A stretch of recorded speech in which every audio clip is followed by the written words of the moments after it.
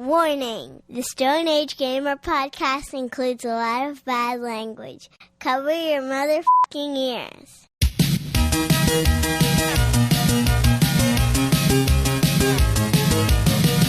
Good evening and welcome to the Stone Age Gamer podcast. I'm Kris Randazzo, and joining me tonight is Hydra-slaying pale bald guy, Dan Ryan. I really am. I feel like I could. I was going to just say pale bald guy, but that seemed too mean. Yeah, that doesn't feel good. Like I'm trying to call you Kratos, but I also know that you're pale and bald. So I didn't want to. I threw Hydra-slaying in there just to make sure you knew.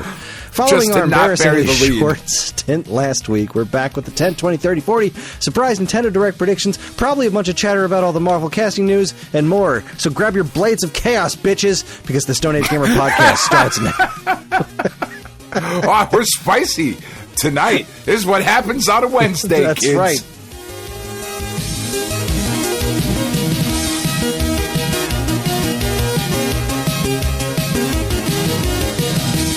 Hi, everyone. This is episode 560. It's the week of, March 28th? Let's say March 28th. Is it? I don't know. I kind of threw the script together haphazardly because it's fucking Wednesday. We usually record on Friday, but things have changed. Anyway, welcome. For anyone new here, this is the official podcast of StoneAgeGamer.com. Dan and I talk every week about what's happening in the world of video games from a retro gamer's perspective, as well as whatever the hell else is going on in our lives. Speaking of which, we have a lot to get to. We've got a lot to cover this week, so we should probably get straight to talking about Marvel. Okay, I'm into it. Let's get this. Yeah. Well, so I did not. I know nothing. I have avoided the internet all day so I could react in real time. Maybe that's a good idea. Maybe I've built this up way too much in my mind. I don't know. I think it's just going to be really fun. So all they did, they had this video that ran for 5 goddamn hours, and they showed like a director's chair with an actor's name on it. And then after like 15 minutes or something, they'd move on to the next one. And that's all it was up until the very last one. Okay. So here's what we're going to do. You're going to guess who's next, okay? Oh, okay. So I'm going to start us off. The first one they showed was Chris Hemsworth. How's that make you feel? I love Chris Hemsworth as Thor. I think he's great. Do I. I'm glad that we get more of him. Yeah, I'm excited to see him back. Last place we saw him was in Love and Thunder. Yeah. Right, that was after Guardians of the Galaxy 3. Yep. Cool. Yeah, I'm into that. All right, who the fuck would they show next? Now I'm going to give you a warning. This is all over the place. This is everywhere. So am I? All right, just give me a little bit of a hint so that I can narrow it down. Is this the Avengers roster? Is that what we're thinking? Definitely not. Definitely not. It's definitely not the Avengers roster. This is a list of actors that are in Avengers Doomsday. That are in Avengers Doomsday. Okay. The initial thought was, when they first started doing this, like 5 names in, like, oh, this must be the new Avengers team. And then things changed. So. Oh, okay. So let's go. I mean, so who else would Mark Ruffalo? Incorrect. The next name on the list is Vanessa Kirby as Sue Storm. Oh, shit. Wow. Okay, Second billing. All right. Right off the jump? We get Sue Storm. So who do you think they followed that one up with? Who do you follow Sue Storm up with? Simu Liu. Nope. Next up was Anthony Mackie as Captain America. Okay. All right. After that, it's got to be Simu Liu. Sebastian Stan as Monkey Barnes. Son of a bitch. I'm going to keep saying together. You were going curveballs and like, oh no, we're going to put 2 characters that are related next to each other. I'm going to keep saying Simu Liu until it's his turn, because he fucking better be in this movie. Simu Liu. Letitia Wright as Black Panther. Motherfucker. All right, I like her. Okay. Simu Liu. Paul Rudd as Ant-Man. What was fun about this one is he had a little tiny chair. All the chairs are the same chair, except they gave him a tiny chair. I love that. All right. In that case, fuck. Oh God, what the fuck was her name? The girl who's playing Hawkeye, Kate Bishop. What the fuck? Wyatt Russell as U.S. agent. Oh, son of a... Really? Okay. Yeah. That was a bit of a shock to me, too, but here we are. Simu Liu. Tenoch Huerta Mejia as Namor. Oh, fuck. All right. That's exciting. I really liked his Namor. Yeah, he was really good in that. I didn't love that movie. I don't love Letitia Wright.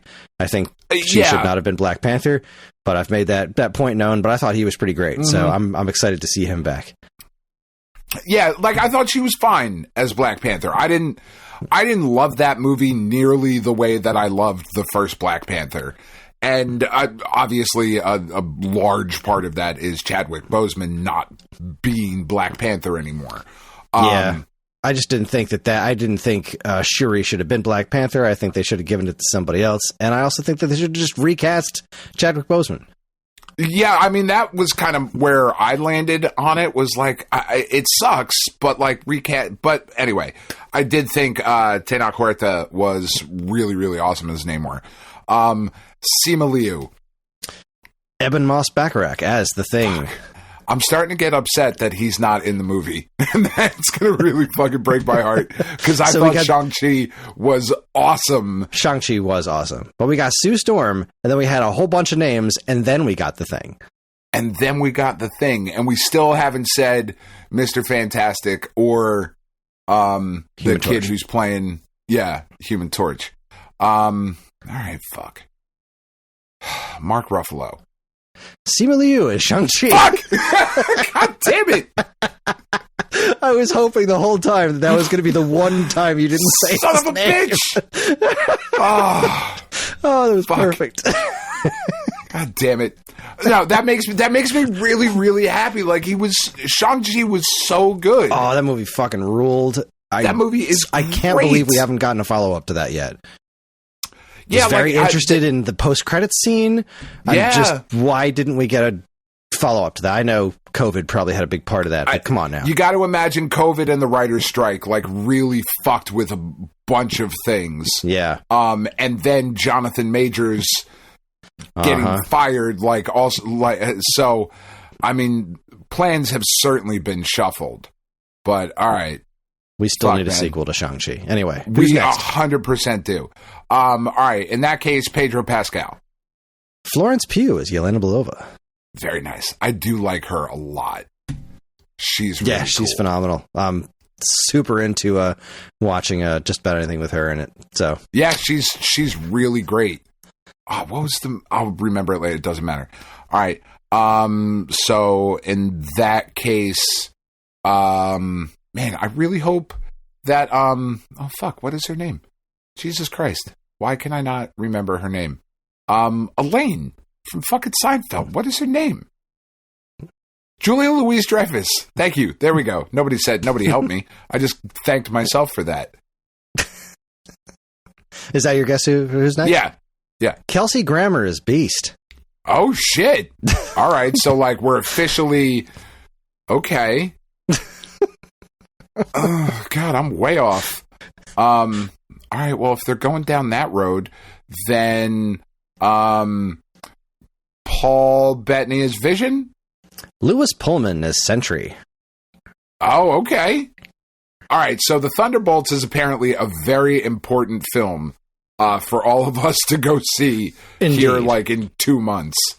I'm really excited for him as Sentry, too, because there's so much potential there. I'm excited. Very, very interested.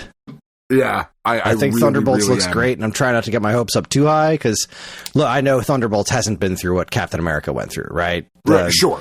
That movie went through a lot, and the fact that it existed as a coherent film and was pretty decent is kind of a miracle of modern technology. Mm-hmm. I just wish it had been an amazing movie, but it was just a really good time. I'm glad it happened.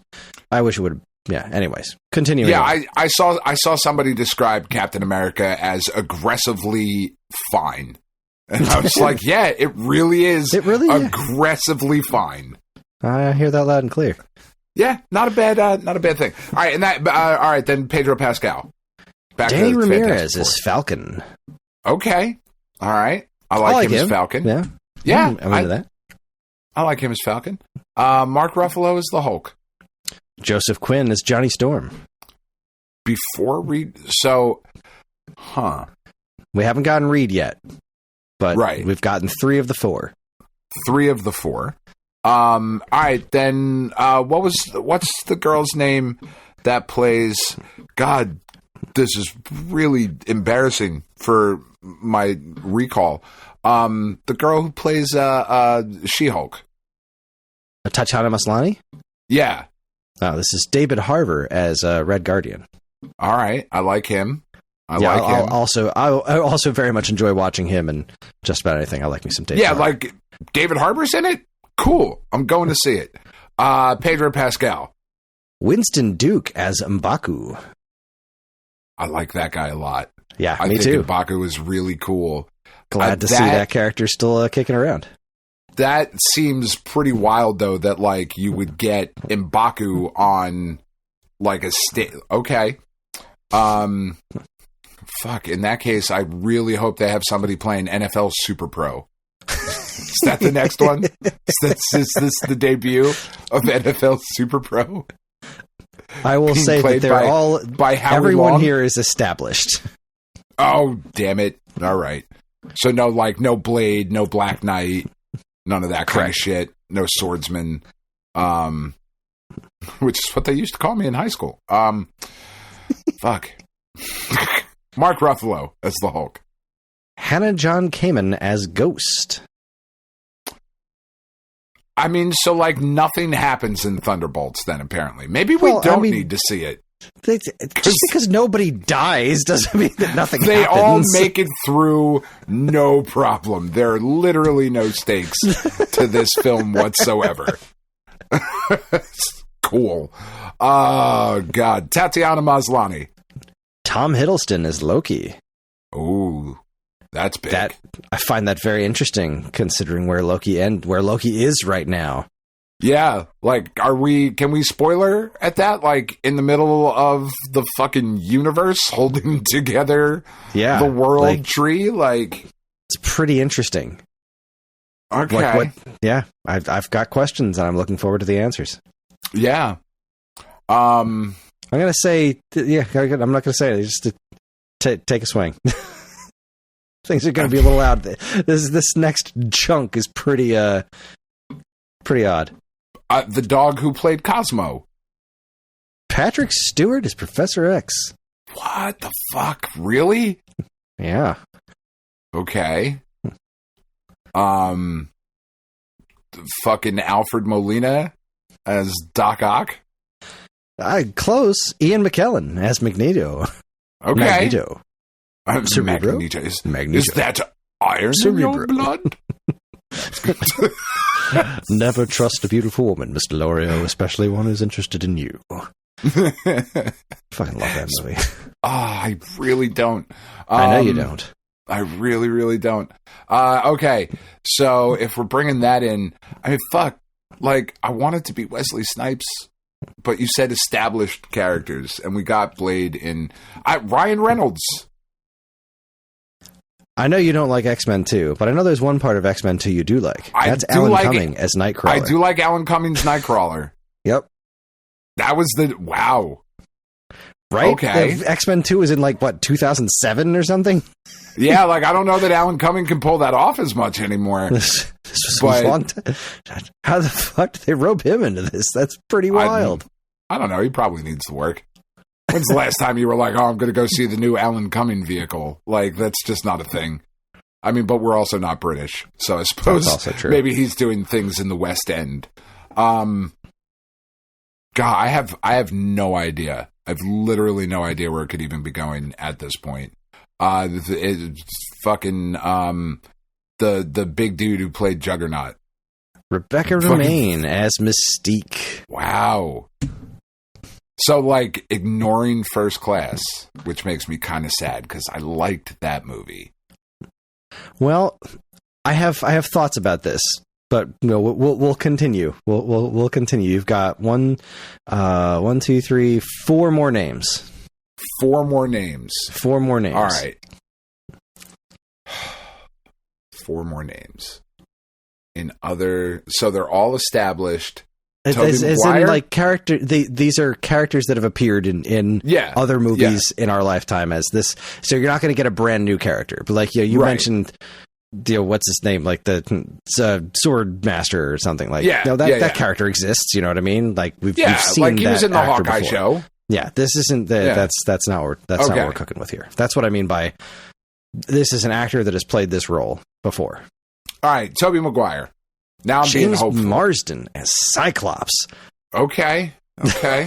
Are the rest of these X-Men? Like, am I just swinging? I will not say. You've got 3 left. All right, then Tobey Maguire as Cyclops, as Jean Grey. I want to see him really stretch this time. I want to see the limits of his acting capabilities. That's right. No, this one concerned me a little bit. Channing Tatum is Gambit. Oh, okay. That's kind of exciting. It kind of is and kind of isn't for me. I'm on the fence about that, but I have thoughts. You got 2 more. I'm about to make a name for myself. The girl you really like, who's X-23, whose name I can't remember. Oh, Daphne Keane. No, next up is Pedro Pascal as Reed Richards. Okay. So you got 1 2 left. more? 1 left? Okay, 1 1 left. The last one has to be Robert Downey Jr. Correct. RDJ as Doctor Doom. Which was the most anticlimactic fucking thing ever, because he was the one person we already knew was in this. Mm-hmm. But I get it. It all leads to Doom. Ha, ha, ha. What a fucking lineup. Right? So, couple weird names not on the list. Mark Ruffalo. No mention of Hulk. Now, granted, this isn't the full cast list. This is Marvel. They lie to us all the time. That's kind of their thing. Yeah. So, but it was weird that Mark Ruffalo wasn't mentioned. I thought it was weird that Brie Larson wasn't mentioned. I thought it was even weirder that the woman, I don't remember her name, who plays Monica Rambeau wasn't mentioned, because that's our link to this X-Men universe, right? That's how we got to Beast, That's how we got to Kelsey Grammer, and he already mentioned Charles, so I'm assuming all of this X-Men casting isn't specifically the X-Men 2 universe, but whatever universe she's in that has that Kelsey Grammer Beast in it. And these are just, we're using these characters to reprise these roles, but at a different universe, with the Channing Potatum, as I call him, because that man's a potato. So, yeah, that's pretty wild. That's fucking exciting, man. There are no Young Avengers listed. No Kamala Khan. No Kate Bishop. Or no Stature. Yeah, or whatever the fuck Paul Rudd's kid's character's name is. Was that Stature? Stature. Yeah. Such a strange name. Makes no sense to me. It's not that first Young Avengers book is really good, but there's also some like really shitty name choices, like Kate Bishop Hawkeye. Like, all right, there's already a Hawkeye. The Asgardian. Like, you just named him the Asgardian and he's gay. Hulkling. Like, these are not great fucking names, man. Indeed. But like, we've technically seen what's his name, Scar, right? We saw Scar at the end of She-Hulk. We saw Scar, but that's not Hulkling. Those are different characters. That's true. Those are different characters. But we saw Wiccan. We didn't see any Hugh Jackman. No, Hugh Jackman or Ryan Reynolds. And we've already established he's going to play that role until he's 90. That is canon. Yes. That is canon. That is officially canon. We do know that Star-Lord will return, but there was no mention of Star-Lord. Oh, right. Yeah. Shit, because he's on Earth now. Yeah, and they said at the end, Star-Lord will return. Yeah. This one's weird. Benedict Cumberbatch. He has already been announced to be in Secret Wars. So, like, it would be odd that he's not in this movie. Yeah. I really have, like, I thought I had a pretty good idea of, like, where they might be headed with things when it was Kang. And since this pivot to Doctor Doom, I just have no idea where they're going. Which I think is maybe even somewhat intentional, right? Because things have felt really, comparatively speaking, to the way we got to Endgame. These last couple of phases have felt decidedly disjointed in comparison to those. Yeah, like, I'm all about the movies having, their own tonal differences, but they all seemed to be moving in a general direction, like, not even a specific direction, just like there's a general sense of the Infinity Stones are a thing that exists in this universe. Right, and then we're it just heading to this. Yeah, generally moves in this direction. But yeah, this multiverse saga, I mean, what was the second or third movie was Black Widow, which had absolutely nothing to do with the multiverse. With any of like, it. Yeah. It's just, it has definitely felt disjointed. And this is, again, coming from somebody who's thoroughly enjoyed this stuff. And is currently thoroughly enjoying Daredevil. How caught up on Daredevil are you? I did not watch last night. I saw up to last week's episode. We only watched one of last night's because there was freaking two of them last night. I know. So, that's why I didn't watch them, because there were two and I couldn't watch them both and I was angry. Right. So they're I was not like, connected, fuck it, I'm so gonna I'll watch give you it. that. I know. It's not a two-parter. I give you that as a thing. See, I didn't even know there was a second one. We finished watching the episode and we're like, well, that was pretty great, but I kind of feel like there was a lot of talking about some real serious moving forward stuff tonight, and I didn't see it. Oh, there's a second one. Son of a bitch. And the first one was fucking great. Really enjoyed it. I have thoroughly enjoyed every episode. Same here. I think they've been absolutely fantastic. Enjoying the garbage out of it.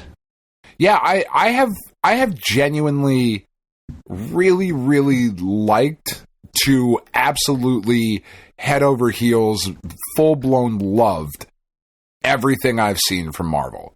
Like, even the shit at the bottom of the barrel, right? Like Thor: The Dark World, which is probably Secret Invasion?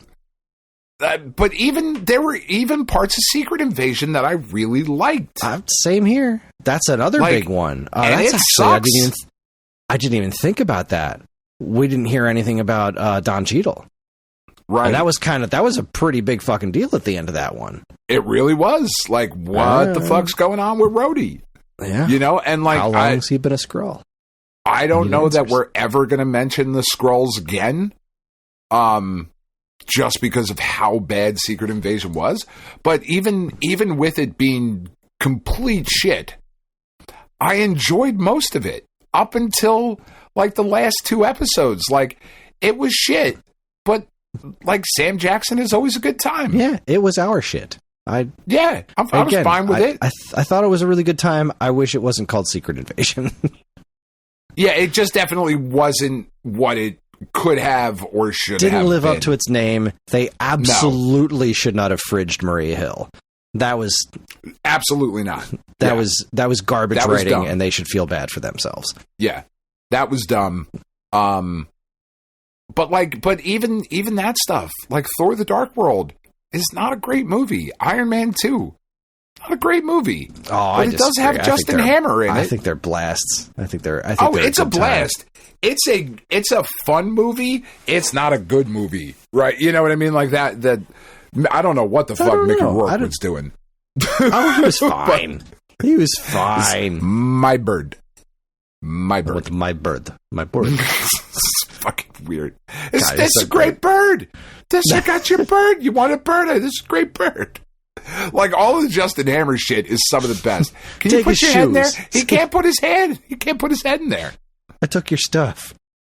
I don't know if you know this, but I don't speak Russian. Fucking great. God, I love him. But then there's some of that. But then the rest of the movie happens, and like, again, other than the Justin Hammer stuff. But yeah, but all of that is just a long roundabout way of saying this phase of like the Marvel universe has felt very, very disjointed, and has not really hit. Like, it's the multiversal saga, but like, no, it isn't though. Yeah, I mean, obviously like they're leading really to that with Secret done Wars, much. But it hasn't really pulled it together I think going to multiverse after Endgame was a bad idea. Like, honestly, I just don't think that was the right call. But it should have gotten smaller. Exactly. We should have gotten smaller. Should have focused on some more, building up that team. Basically, do the first phase again with new characters incorporated with the remaining old characters. That's And there was some good directions in there. We got Shang-Chi. I thought the Moon Knight show was super cool. She-Hulk was great. I want that to be separate though. Like, I want a Marvel Knights, Midnight Suns. Like, I want the spooky Marvel shit to be off by itself. Like that Man-Thing show, or the Werewolf by Night show. Werewolf by Night was awesome. Jesus Christ, that was good. Also, I do also just want Moon Knight to show up from time to time and be fucking weird. Yeah, I do. I do really like Moon Knight. Yeah, I thought that show was fucking fantastic.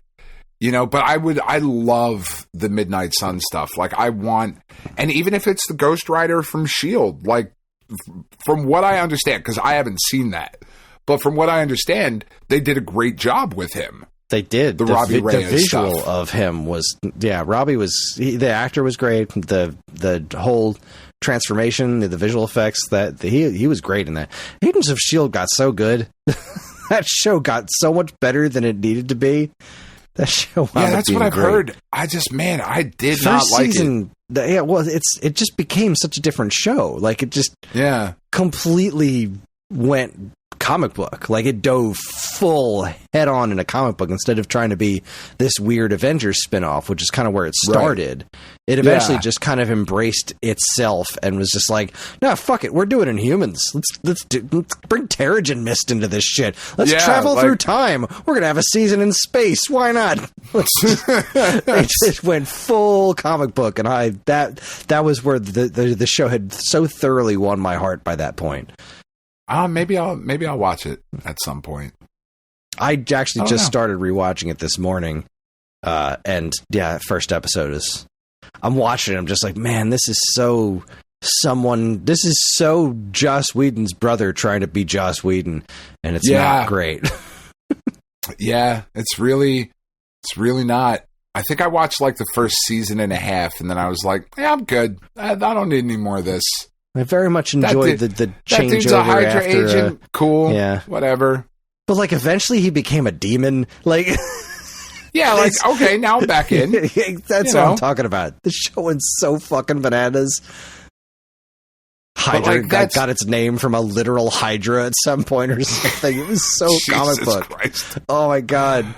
That's just wild. Magnificent. But anyway, that's enough Marvel talk. We have a 10, 20, 30, 40 hit that's pretty beefy. So obviously we didn't do a proper show last week because Dan's throat was, it just was too much deep dicking. It was just so much. Like, you so far down because you want to get the balls in there too. It's very important. It is, from what I understand. And so the March 10, 20, 30, 40, every month we do this segment, the 10, 20, 30, 40. We talk about notable releases from 10, 20, 30, and 40 years ago. And this was a pretty impressive 10, 20, 30, 40 for PlayStation. And that seemed very important for Dan to be here for. So we're going to jump in 10 years to the past, to March 2015, and talk about, first we'll talk about the previous generation stuff. We're talking PS3, 360, Wii, DS, and PSP were all still on the market while their successors were out there. The PlayStation 3 had 42 releases. Not a whole lot of big stuff, but we did get Yakuza 0, MLB 15, The Show, and Geometry Wars 3, as well as a bunch of DLC and PSN Garbo. So, yeah, I mean, Geometry Wars is cool. The Show is, The Show. Yeah, and Yakuza 0 is apparently a big deal. Apparently people like those games. One of these days, when I retire, I will get to them. The Xbox 360 saw 28 releases. The only thing I saw of note on there was Resident Evil Revelations 2, and then a bunch of DLC and XBLA Garbo. Followed by nothing for the Wii, nothing for the DS, and nothing for the PSP. They're not dead systems yet. They're still new releases coming. Close. But this, they're on their last limbs. So that brings us to the current generation. And this is where things get a little bit more interesting 10 years ago in March. The PlayStation 4 had 45 releases. Also got Geometry Wars 3, got Ollie Ollie 2, Axiom Verge, Bloodborne, Helldivers, and a bunch of DLC and PSN Garbo. I mean, that is a pretty stacked fucking lineup. Yeah, especially considering it's March, too. I mean, yeah, like I don't know that this was the first release of Axiom Verge, but still, it's a phenomenal game. But yeah, Bloodborne and the original Helldivers. I think we talked about Helldivers last month on PS3. I think it hit like PS3 like a week or something before the PS4 version. Something like but that, still, yeah. The original Helldivers and Bloodborne. That's beefy. I mean, Bloodborne is just still massive. Like that whole... that is a game that people want to be remade forever. And have a sequel. Yeah, and just more of it. Yeah. Yeah. And yet there is none. It's just that one game. Yeah. It's an interesting thing. Meanwhile, the competition, the Xbox One, had 37 releases. The only things of note were Oddworld New and Tasty and Ori and the Blind Forest. Mm-hmm. Ori is such a great game, and it was just so ill-suited for the Xbox One audience. Like, that game performed really well when it went over to Switch. Because it was just this wonderful artsy game that just didn't really seem to speak to the Xbox crowd all that much. I don't believe it did. Like, it definitely earned a bunch of notoriety, but it didn't do extraordinarily well. So I'm glad it went out to other platforms. But, here it is. On the Xbox One, that's kind of their biggest release of the month. There was a bunch of DLC and Xbox Live Arcade garbage, but yeah, Ori and Oddworld were the two that jumped out at me. Yeah, so I was gifted a copy of Ori on Steam, and now that my hands are starting to get a little bit better, like I'm starting to be able to, like, I think I'm getting close to be able to, like, play some shit, and really, like, dive into some stuff. That kind of reminds me. We buried the lead here. You didn't tell our audience. Oh, well, I don't have cancer anymore, so it's fine. It's fine. It's whatever. That was the cliffhanger last week, and then we just started talking about Marvel for half an hour. Well, we covered the important things. The important things, because I didn't watch any of it, and I've known for 2 days now. Or a day. It's behind us. That's fine. Whatever. Yeah. So anyway, I have Ori and the Will of the Wisps here sitting on my computer, or on Will the Steam of the Deck. Wisps is the second one. Yes. But whatever. Like, I'm gonna play them. I'm gonna get to it. I liked Blind Forest a lot more than Will of the Wisps. Will of the Wisps just lost me, and I don't know why. But it just did. I stopped having fun with it, and I loved Blind Forest. Well, and Blind Forest goes on sale for like $2-3 all the time. But yes, okay, like, I don't know, this is kind of a weird transition for it. But yeah, like, on like late Monday, early Tuesday, I got the information back from the oncologist that the surgery that I had last week, which caused me to not be able to do the show on Friday, because they had biopsied the one node that was still in there. They took it out and they looked at it, and it was just a reactive node. It was either reactive to the treatment that I had just undergone, or I could have had a little bit of an infection at the time, or like whatever the fuck it could have been. The fact of it is that it was not cancerous. And as of this moment, as of this, recording and where I'm at right now in my life, I do not have cancer anymore. I am cancer fucking free. And it has been the craziest couple of days of just feeling like I can breathe again. You know what I mean? Like, there's just this lifting of this tremendous weight off of my shoulders, and I feel like there is a path forward now of, you know, no matter what happens, like I've gotten through this part. And if I can get through this, well, then I can pretty much sure I can handle anything from this point going forward. And, you know, now I have to make my life mean something. Not that it didn't before. That sounds like way more dramatic than I mean it to. But here I have this opportunity that I know a lot of other people, they're not as lucky. They don't get that opportunity. You know, you get that diagnosis and then that's it. And that's where your story stops. And that is not where and I never really thought it was going to be the end of my story, but there was always a chance that it could be, you know, and even just that last couple of days of like, I've gotten the biopsy, man, if this comes back as cancer, like, fuck, dude, like I was laying in the bath on the weekend, you know, very sexy, spread eagle, and like you do in a bathtub. But I was just taking a bath because I was just like, I was really in a funk, you know, and I was like, I just need to go like sit in some water and think. Like my neck hurt, my throat hurt and all that stuff. I've got still on the side of my neck right now, I've got a huge lump. It looks like I have the fucking mumps. Right now from like where they took this out, because the first biopsy was down by the collarbone. This one like was right up under the jawline. So it's very noticeable. And there's a lot of swelling, but whatever, I don't have cancer, so fuck it. But I was laying in the bath and I was just sitting there, I was like, man, you know, if this comes back as like a cancerous node and I got to go into the hospital for 3 weeks and do the blood transfusion and all of that shit, like I'm going to feel like a giant asshole that I rang the bell when I was done with my treatment. You know, like how dare I tempt fate in such a manner of going out there and ringing the bell and reading the speech off the wall and fucking crying with Tiff and all the nurses. How dare I tempt fate in such a way before knowing if it fully worked? But I guess with this news, fuck fate, I'll do what I want. And that is what I want, is to not fucking have cancer anymore. And I don't. And it's an incredible thing to say. But it's just the weirdest.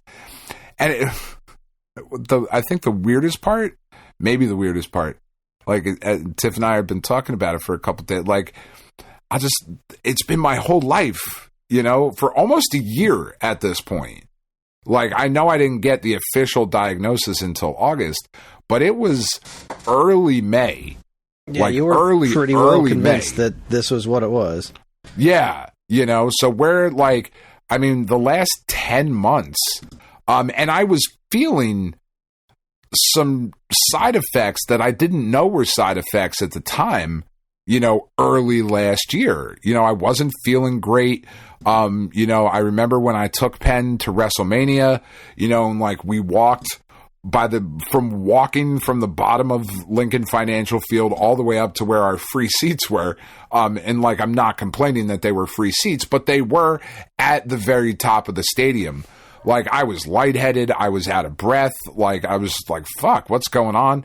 You know, is it my heart? Is it all these other things I need to be worried about? I had the tendonitis in the shoulder and I had this really weird pain in my hip.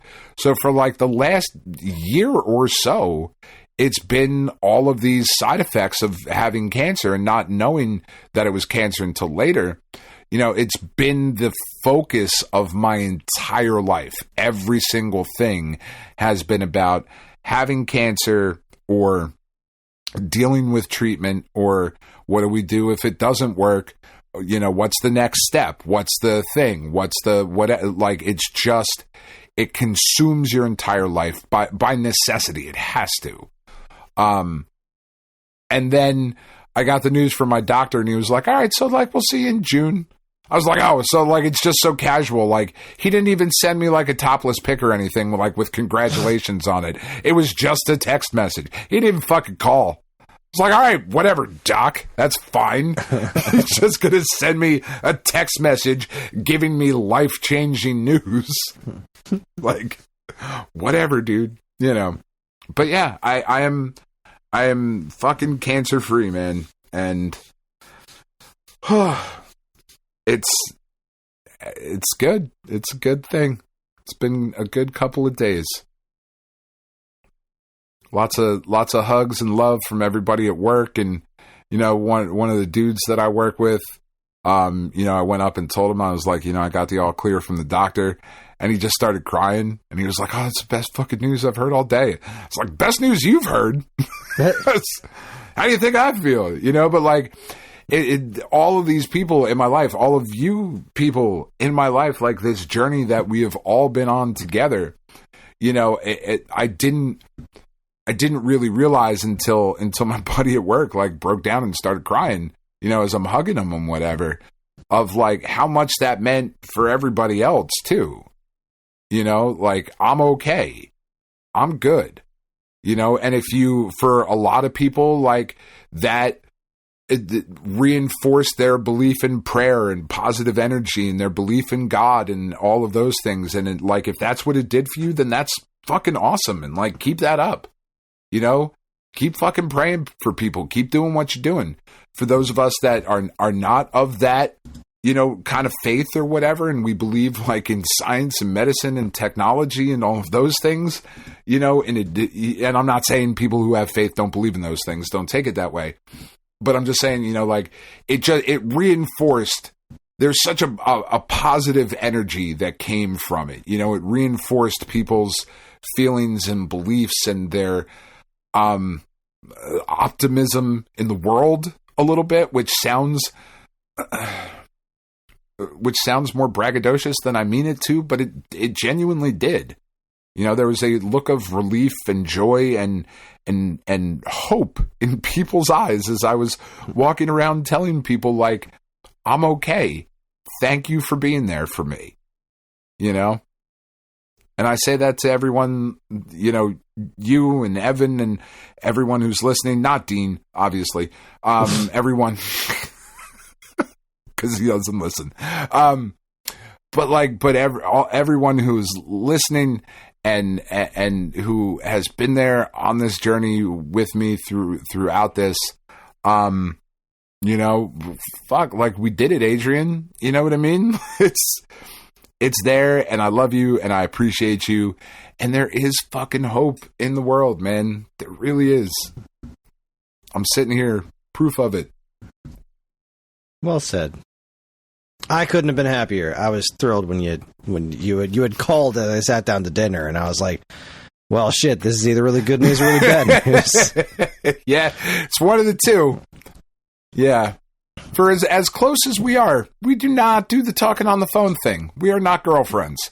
Right. I mean, we spend 3 to 4 hours a week talking to each other on Fridays. Yeah. So, like, we don't call each other all that often. Just that doesn't seem to come up. But anyway, I tell you what has a whole lot less hope is the Wii U 10 years ago. To get back to the 10, 20, 30, 40. That's right. Sorry. Sidetrack. Back in, said Jesus. The Wii U had 11 releases. Besides the usual stint of DLC and eShop garbage, you had Mario vs. Donkey Kong Tipping Stars, the original Ollie Ollie, while everybody else was getting Ollie Ollie 2, and Mario Party 10. Ugh. Ollie Ollie's great. It is. It's great. What the fuck is Mario vs. Donkey Kong Tipping Stars? It was a neat idea, if I remember correctly. I don't know that I've never heard of it, but I don't think I've ever heard of it. It was like one that you would make your own levels for and then post them online, and people would be able to, like, tip you stars, and that would, like, allow you access to more things the more tips you got, so it was an incentive to make good levels instead of shit levels. Huh. That's weird. It's a neat concept, I think, but I mean, I never played it. Yeah, okay. The Ouya saw one release, Age of Zombies. Good job, Ouya. I mean, I'm sure on the handheld front, zombie game. Yeah. The handheld front, we got the 3DS with Fossil Fighters Frontier, Mario vs. Donkey Kong Tipping Stars, Codename Steam, and a bunch of DLC and eShop garbage. So, Codename Steam has something to do with the Steam World universe, right? No. Okay. No. Codename what am I Steam, thinking of? I don't know. Codename Steam was a game developed by the team that did the Advance Wars games. and Fire Emblem, and it was that weird steampunkish Abraham Lincoln game that just so obviously was not going to catch on. You just look at that game and say, like, I think I know what you were going for here, and this is a big swing and a miss. That game sold abysmally. That game found its way into discount bins super quick, as did Fossil Fighters Frontier. There just weren't as many copies out there. That game kind of seemed like it was launched to die. So not the best month for the 3DS. No, meanwhile, the Vita, not. How many releases do you think Vita had? 78 based on you were so last close. Couple of weeks. 79. Son of a bitch, you really? Were so close. I counted 79 releases. Obviously, DLC, Japan-only games, and PSN garbage. But Helldivers, La Mulana, Ali Ali 2, MLB 15 The Show, and Run Sackboy Run. I mean, that's good stuff. For a month for the Vita, that's great. That's a big fat win for the Vita right there. I don't know. I want to say La Mulana's really cool. Oh, yeah, that game was great. I got that back when it was on WiiWare, originally released. That game was pretty solid. I mean, my vote goes for the PS4 because of Bloodborne. Yeah, I mean, Bloodborne is just such a massive success and, like, really is kind of, like, among the identifying games for PlayStation at this point. Yeah. You know, like it's like an identity almost of like the Soulsborne stuff. I know it does exist other places. Obviously, you can play them like wherever, most of them, but it just feels very PlayStation because of like the Dark Souls stuff and then Bloodborne, right? All of that. This, I do believe, March 31st, 2015. This was the original release of Axiom Verge. PlayStation, it was a PS4 exclusive to begin with. Oh, sorry, PS4 and PC. Such a great fucking game. Really good game. So, I mean, look, Ori and the Blind Forest is pretty great, but I put it about, on a similar level as Axiom Verge as far as indie games go. But, the PS4 also had Bloodborne. And Helldivers. I think the PS4 big. Takes it. Yeah. Yeah. All right, sweet.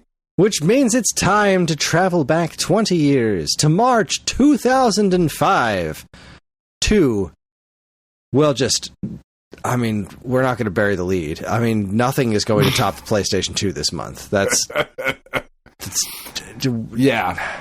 PlayStation 2 saw 36 US releases, got the Sega Classics Collection, Dragon Ball Z Sagas, Time Splitters Future Perfect, Musashi Samurai Legend, MLB 2006, Devil May Cry 3, and God of Motherfucking War. It's just... I forgot Devil May Cry 3 and God of War were in the same month. It's embarrassing. It's embarrassing.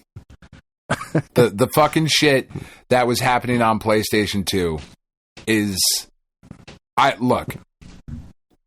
God of War is another one of those fucking sea change moments, right? Like, it is up there, in my opinion, and maybe I'm crazy. I don't think I am for this take, though.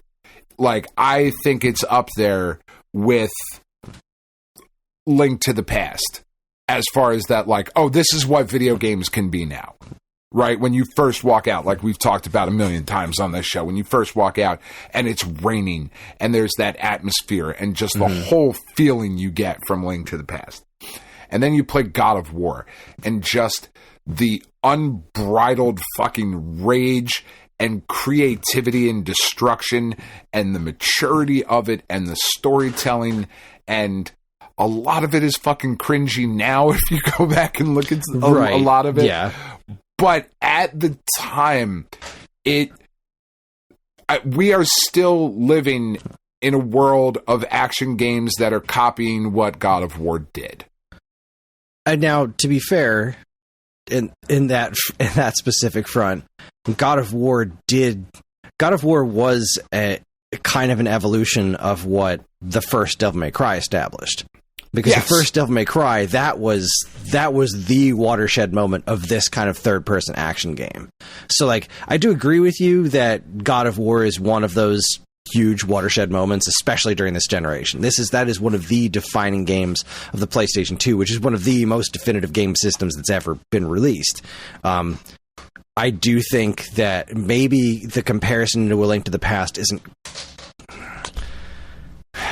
The only reason I would say maybe not quite there is because of how much legwork Devil May Cry did before it, but God of War did it so differently, because Devil May Cry was super tongue-in-cheek, right? Like, it was a very Japanese game. It's stylish. Yeah, very stylish, very over the top. And God of War was just like... there was nothing of that scale in Devil May Cry, right? God of War was God of War was kind of more than its particular style and like the rage and that kind of stuff that's involved in God of War. I think what God of War established more than anything else was this sense of scale that's possible with polygonal graphics. Like, what can we do now that we have PlayStation 2 technology, right? You know, we've seen a giant Metal Gear and Metal Gear Solid 2, right? We saw a bunch of Metal Gear Rays flopping around at the ending of Metal Gear Solid 2. We've seen stuff like this before, but the extent of that, when you first fight that Hydra in the beginning of the game, you know, one of the most incredible thing, and so smart to put that at the beginning of the game. Yeah. Starting it off with something that action-packed. That was one of those things that, like, the thing about Devil May Cry is that when you played it, you're like, okay, so this is what, like, a 3D Castlevania could theoretically be. And then you think about it for more than 5 seconds, like, no, this is actually nothing like Castlevania. I'm just saying that because this game is gothic. But God of War was, like... During this era, I remember when the Dreamcast was coming out, and you would have people walk into the store and be like, look, you've got to see Soul Calibur. You have to see this. You've never seen a game that looks this good before. Or the same thing with, like, NFL 2K.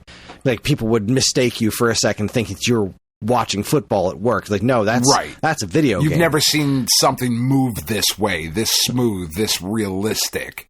And then with the PlayStation 2, like, you had to put a controller in everyone's hand to play Katamari. You're like, you've never played anything. You have to try this. And God of War was one of those games. Like, we got that demo in, and it was just like, every customer, you have to see this. You have to see this. It's nuts. This is not like anything you've played before. So, like, yes and no. I dock it like the tiniest bit of points because it built so much on what Devil May Cry established. Like, that was the groundbreaker as far as this kind of gameplay. But God of War was just like... God of War is Chrono Trigger, whereas Devil May Cry is Final Fantasy 3. I think that's probably fair. I think it's like that was just such a perfecting and really just taking, here's what we had. You know, I'll put it, I think we can put it more like, if Devil May Cry is The Legend of Zelda, God of War is A Link to the Past. Yeah, I can see that. Like, it is an evolution, but it's such a huge evolution. It's such a massive, and the QuickTime events was not a thing that we had before, and now, or it's not that way. I mean, and now, like, they are just like Shenmue ubiquitous. Did that, but the God of War did it so intelligently and without really breaking up the action. Like, obviously, it didn't nail everything immediately, but it nailed just about everything immediately. The game's a goddamn masterpiece. It is a fucking masterpiece, and I got so excited earlier in the week when Sony put out, or it might have even been at the end of last week, they put out like a 5-minute thing celebrating the anniversary of God of War. And I was like, this is where they announce the Greek Saga collection or remaster or whatever the fuck they're gonna do. And nope, nothing. This is where we announce fucking nothing. That's right. We announce nothing. We just say, hey, this is cool. And, like, it's time. And I really don't even want that game remade. You know, like, it is what it is. I've cleaned it up, pretty it up a little bit. Give it a remaster. You know, give it the Metroid Prime remaster treatment. Just remaster it. That's all you need to do. Just make it look better. Like Prime, you don't need to mess with the art direction. You just need to clean it up. You don't need to do a whole lot to that game. It already looks amazing. Yeah, and like I don't want to see it remade with the modern God of War, with the Norse saga like camera angle and that sort of stuff. Like that's not what I'm looking for. And I think that game is as good. I mean, it's a much better game. Like that 2018 God of War is as close to a perfect game, I think, as God of War is maybe capable of. And is, in my opinion, a much better game than any God of War that had come before it. But I don't want that for the Greek saga because that's a different thing. It's such a crazy evolution and iteration at the same time of God of War that it would just feel so weirdly out of place if they did that. Same thing with I know there were arguments back in the day of oh, Resident Evil 4, this is revolutionary, this camera angle. You should go back and redo Resident Evil 1 this way. No, you really fucking shouldn't. That's not what that game is. It's a different thing, and that's okay. Just make it look better. Just make it look better. Put the 4 PlayStation games and the 2 PSP games, put that all in one collection, and everybody will happily buy it. Good enough. Oh, those PSP games are so fucking good too. Anyway, yeah, God of War is a fucking masterpiece. Yeah, God of War, and then you add to that a sequel to Brave Fencer Musashi, Devil May Cry 3, Time Splitters. That's for freaking March. It's just not fair. It's just not fair. It really But that's isn't. not to say that the competition wasn't also bringing their A game. Xbox saw 25 releases.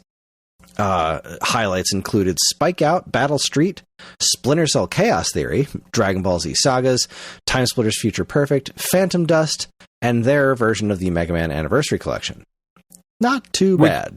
Not too bad. Yeah. Not too bad. Splinter Cell has never been in my bag. Yeah, same here. And that was, it was also multi-platform, but still, that Splinter Cell was always an Xbox first kind of thing. That's where people went for Splinter Cell. And to finally get the Anniversary Collection, they got it later than the other guys did, but it was better than the damn GameCube one, which is terrible. Yeah. And meanwhile, the GameCube had 13 releases. Highlights included, the Splinter Cell Chaos Theory, Dragon Ball Z Sagas, and Time Splitters.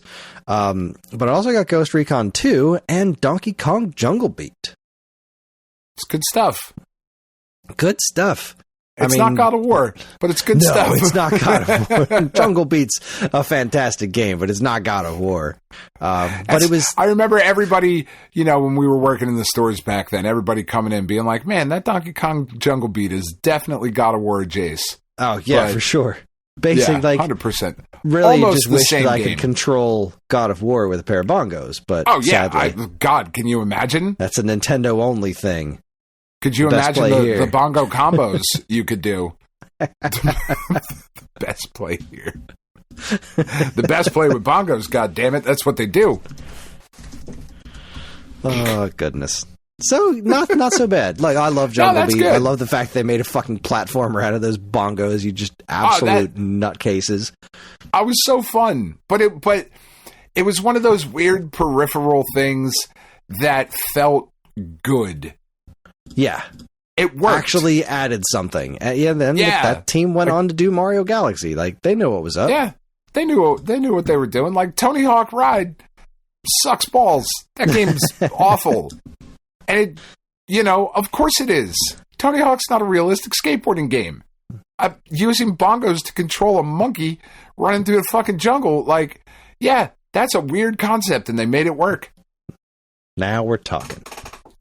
So over on the handheld side of things, the Game Boy Advance is still kicking with 16 releases, the vast majority of which were Game Boy Advance Video and shovelware, but we did get Mario Party Advance, which I'm told is pretty decent. The DS, on the other hand, had 6 releases, including one of my favorites, Retro Atari Classics, I thought was really fun. First time I'd ever played Retro Atari games with a touchscreen. Pokemon Dash, which was pretty weird, and Yoshi Touch and Go, which, Had a lot of fucking nerve charging full price for that game. That was a mini game. That's what I understand about that one. Yeah. So it's cute. It's fun, but like you put that I out could of not full imagine price, paying did you? money for it. Like there's just not a whole game there. It's like it's a mini game at best. It's just not a. But the DS was still kind of getting its feet under. They were still trying to figure out what the hell the DS was.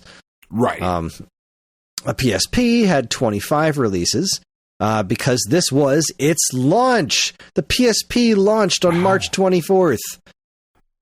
Why would you launch the PSP next to God of War? That doesn't make a lot of sense in retrospect.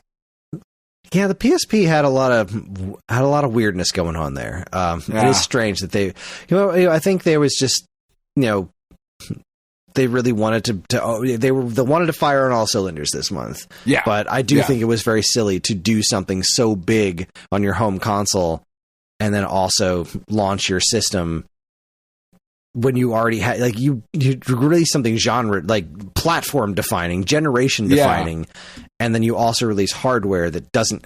I mean, we're talking the 25 releases in March. I mean, I guess we could probably look up the whole PSP launch titles. I didn't write all the launch titles down, but the PSP launch titles. Well, and part of it too, while you're looking it up, is that God of War was not a surprise to anyone. Like, God of War was incredibly hyped and was going to be a massive thing. Even if the game sucked, it was going to sell well because it was just this monster hype behind that. Unlike something like Grand Theft Auto 3, which, if you remember, that built Grand Theft really Auto 1 and 2 organically. Didn't really set the world on fire, They were not neat, even a but little they were bit. Super niche. Yeah, and then GTA Grand Theft Auto 3 comes out. Exploded I everywhere. remember going to the mall with one of my roommates in college, with my roommate Dave, and I think we got Grand Theft Auto 3. He picked it up for like $10 or something because nobody had decided they cared yet. And it was just sitting there, and then gradually that game like built up steam. But whereas something like God of War was like, when the fuck is it coming? Why isn't it here yet? Yeah, there was. And then was to also do the one. PSP with that is weird. And its launch lineup isn't crazy great.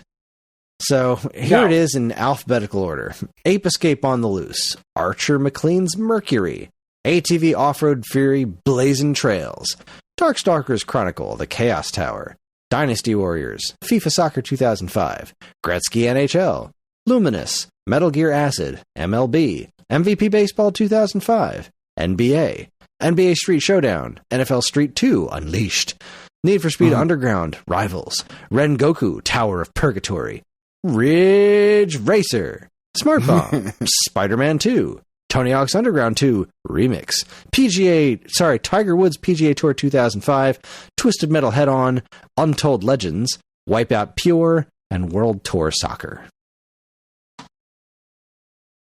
And they were all fine. Right. Darkstalkers. Super neat to have Darkstalkers back in action, but it wasn't a whole new game, and Darkstalkers doesn't carry a lot of water. I remember when the Metal Gear Acid had some hype at first until everyone realized it was a weird card game. Yeah, it wasn't portable Metal Gear Solid, which is what everyone fucking wanted. It was neat to have a Twisted Metal game. It was neat to have Ape Escape. Really, I remember the game that everyone was talking about when the PSP came out was actually Luminous.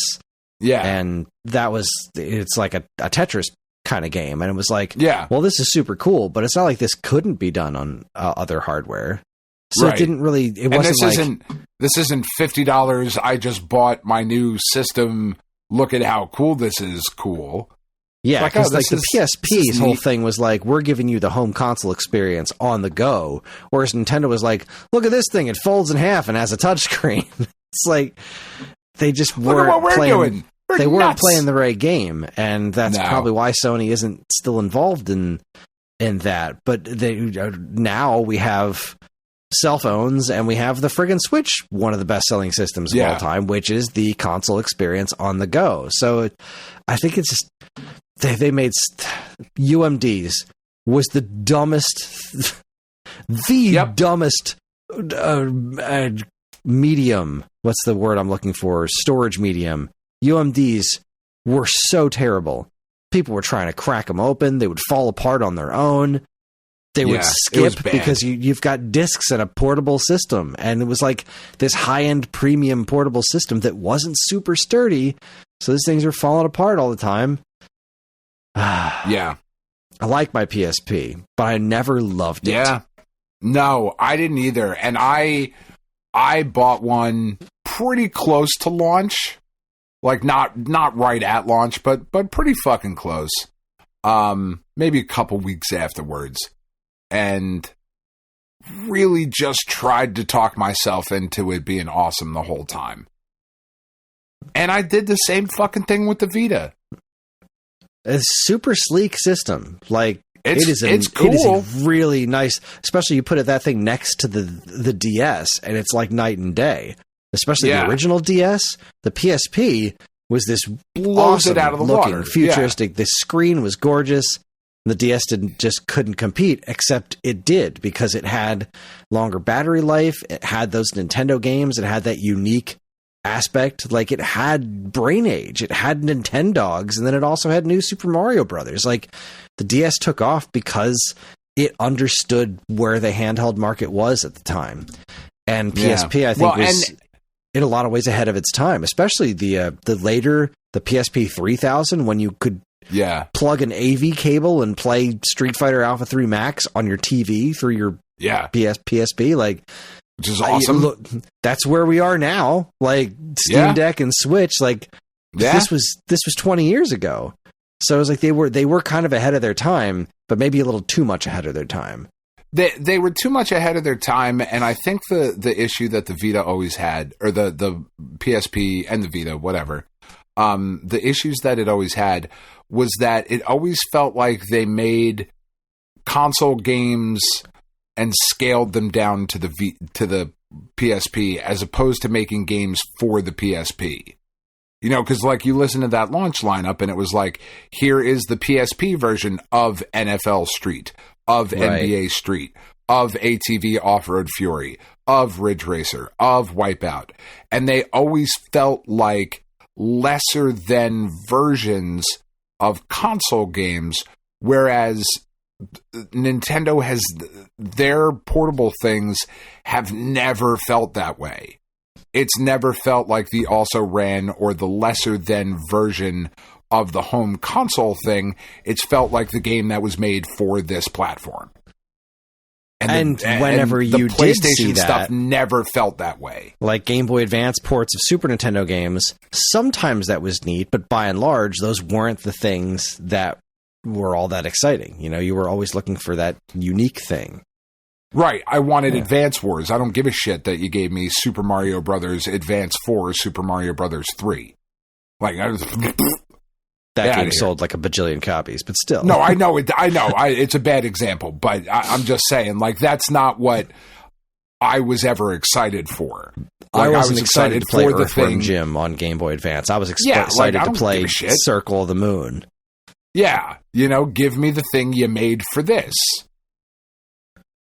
Anyway, like there's one that came out pretty close to the launch. I think it's called like Field Commander or whatever, and it's a PSP realistic version of like Advance Wars, and it's awesome. It is a great game, and nobody fucking played it. But it's awesome, and it was made for the PSP. Like, it wasn't the home and like if they had just done more of that. Anyway, we'll talk more about that when we get to those games, because there will be stuff like Death Jr. and things that come up where they were close. Indeed. And there's some good stuff on the PSP. It had a decent life. Yeah. Meanwhile, the N-Gage got Splinter Cell Chaos Theory. Yeah. And that wraps up the 20. Way to go, Taco Talk. You're still in there. All right, let's head back 30 years into the past to March 1995. This saw the arcade release, WWF WrestleMania. Oh, that's a good game. It's not. It's a shit game, but I love it. It is a fun game, even as somebody who doesn't like wrestling. I feel like I remember liking that one. It's being relatively fun. PC market, we saw Descent and Discworld. Two games I'm not overly familiar with, but I know that they are important. Yes, Descent, pretty important, and Discworld being based on the Terry Pratchett universe. Yeah, just massive thing. I'll tell you literally what's not Tiff's massive. favorite thing ever is the Discworld stuff. Oh. Yeah. Well, what's not massive is our 16-bit offerings this week. Super NES. Super NES had a particularly anemic month with only 4 releases. Bust-A-Move, okay, solid puzzle game. Sure. Itchy and Scratchy, Sterling Sharp End to End, and Warlock. Oh boy. Yeah. There's a lot of jank in what you just said. Yep. Not particularly not looking in good Warlock. there, Super Nintendo. Not a good month for you, sir. Sega Genesis did end to end noticeably better. Sega Genesis actually had a pretty solid month. Sega had 6 releases: ATP Tour Championship Tennis, Beyond Oasis, Crusader of Senti, NFL Quarterback Club, Road Rash 3, and Spider-Man. Yeah, that's pretty good. That Spider-Man game is fine. It was certainly really cool at the time. Well, this is the 1995 one, because there were 2 Genesis Spider-Man games. Okay, so this there is was the Sega one. This is the second one by Acclaim, which was this less one is cool. less cool. Yeah. This was the Acclaim LJN, sort of based on the animated series, also came out on Super Nintendo. I take it back. This one's not great. I think this one was fine, but not. Yeah, I think the original Genesis one was the one that I think people liked a lot better. Yes, that one is much better. And still, by being a lot better, it's fine. Yeah, those LJN Marvel games I was never fond of. This is, the Spider-Man and X-Men Arcade's Revenge. So this isn't a beat 'em up. It's like, I'm looking at video footage of it right now. It's fine. I remember this one, and I didn't spend a lot of time with it, but it doesn't look very good. It's not really a winner in my book. But Road Rash 3 is freaking great. Beyond Oasis is pretty neat. I could never get into it, but it was an interesting answer to The Legend of Zelda on the Genesis, and then there was Crusader of Senti, which is another top-down RPG-ish type of game, like an action-adventure role-playing game. I think that's on NSO, and I think that one has a kind of a cult following. It certainly looks cool. I've never played it, but I'm looking at some footage of it, and it's pretty cool looking. Actually, it reminds me a little bit of it definitely has some Zelda vibes to it, but it also has some Star Tropics vibes to it because the way your character can jump. I'd like to put a little time into this. Maybe the next time we get to C, I'll choose this one, even though it's probably too long for our Alphabet Super Series. But yeah, Crusader of Senti, good stuff. Yeah, I mean, it will never cease to amaze me that Road Rash is not a thing that EA does periodically. Right? It's motorcycles beating up people while racing. Yeah, just seems like there's some fun. It seems like there's some fun to be had. It was one of the ones that really surprised me, when they were doing the EA Sports Big and all that stuff. Road Rash seemed kind of perfect to fit right in there. But again, what do I know? EA Sports Big, Road Rash.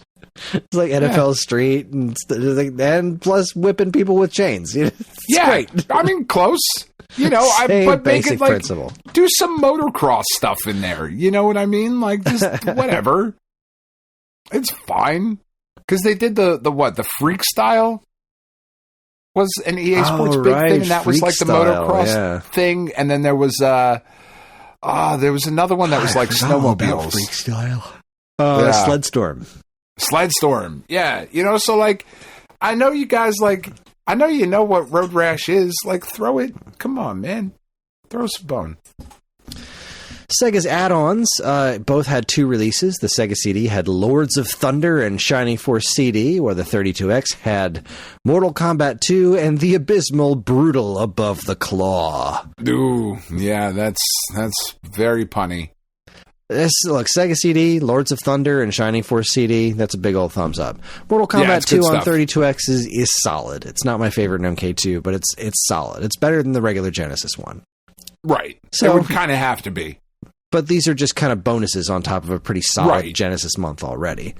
Turbo CD is done. So we've got Neo Geo had 2 releases. Quiz King of Fighters and Double Dragon? I feel like Double Dragon for Neo Geo is something weird. Isn't it like a fighting game? I don't know. I think you're right. That's starting to like tickle some synapses in the back there. Yeah, it's a one-on-one fighting game. Okay. With Marion, Dalton, Rebecca, Jimmy, Amon, Cheng Fu, and Abobo with a friggin' mohawk. Yeah, this was like... What a strange thing. Like, a Neo Geo gets a Double Dragon game, but it's like an SNK fighter ripoff, kinda? Like, what that's a weird game. Why would you do this with Double Dragon? Fascinating. Doesn't make a lot of sense. And it doesn't make no sense. Right, it doesn't make no sense, because Neo Geo is just like, fuck it, make more fighting games. Let's do it. Yeah, that's fine. We're good at that. Is Quiz King of Fighters really just a quiz game about King of Fighter? What is this? I don't know. I've never heard of that. I see a Japanese version of it. Did it come out in North America? It was listed as a North American one. I'm just confused. Maybe I'm wrong. Maybe it didn't come out in North America. Maybe Wikipedia has steered me wrong, but whatever. Anyway, that's fine. Meanwhile, the Atari Jaguar had 3 releases: Troy Aikman NFL Football, Syndicate, and Theme Park. Theme Park stuck around, so... Yeah, sure, it did. Where the 3DO... The 3DO, my good sir, had 10 releases, including Corpse Killer, Mist, Quarantine, Flashback, and Rise of the Robots. Oh, I hate when robots rise. Rise of the Robots is one of the worst games I've ever played. That game is an abomination. That's your nickname for your penis, and then I'm very excited. Robots. Look, Quarantine is super fun. Quarantine is a really stupid game. I think that's getting a re-release soon. But it's Quarantine's Doom in a car. It's just fucking stupid. Myst has been released on everything. Corpse Killer. I mean, we like Flashback. Yeah, the 3DO is such a weird system. 3DO is such a weird system to look back on. Like, there's almost nothing on there, at least to me, that's worth going back to, because it's either been re-released in a better form later or was on PlayStation, which was more accessible. Like, 3DO has such a strange legacy behind it. Rise of the Robots is a shitty game. I mean, 3DO is just one of those... 3DO, CDI, like, those are complete, just black holes in my knowledge base, man. Like, I just know nothing about them other than, some of, like, the major stuff. But, like, how to spell really them. Stuff that you taught. Yeah, I mean, barely. I usually capitalize the I, and I'm like, oh, no. Fuck. I was lowercase the D. Oh, do you now? You never want a lowercase D. Let's see. Over on the handheld front, Game Gear had Kawasaki Superbike Challenge and NHL All-Star Hockey, where the Game Boy had NFL Quarterback Club, and one of my favorite games of all time, Mario's Picross. Yeah, that's pretty awesome. I mean, I think the clear winner this month is the Sega Genesis. Yeah, I think so. But just because of Mario's Picross, I'm giving the point to Game Boy. Mario's Picross trumps God of War as far as overall effect on the video game industry, for sure. Sure. 100%. I mean, hard agree. It would be weird to disagree with that. I mean, really, when you talk about the great action game series of all time, Mario's Picross is just right at the top. Yeah, it really is. Really is. And we're gonna finish off. We're gonna finish off pretty weak. March 1985 was pretty sad. We had the arcade got Empire Strikes Back, which is cool, but there was nothing important on PC. Okay. The Atari 2600 got Asterisk and Obelix. The ColecoVision got BC's Quest for Tires 2, Grog's Revenge, Dam Busters, Illusions, and Super Sketch. And that's it. No Intellivision, no Game & Watch. The NES isn't out yet until October. The 5200 has one release next month, and that's it. Then that system is done. Huh. The 40 is rough. Yeah. Rough stuff. Yeah. But anyways, that's the 10, 20, 30, 40 for March 2025.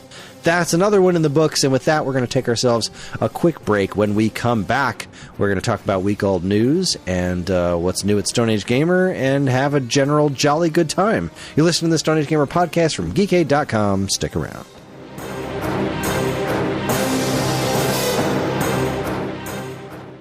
And now here's a quick look at what's new in the gratuitous rainbow spectrum at StoneAgeGamer.com. All right, this is the part of the show where we usually do commercials, and we're supposed to do commercials for the videos that are on Stone Age Gamer's YouTube channel, which I could talk about, but I think Dan should talk about his latest article first.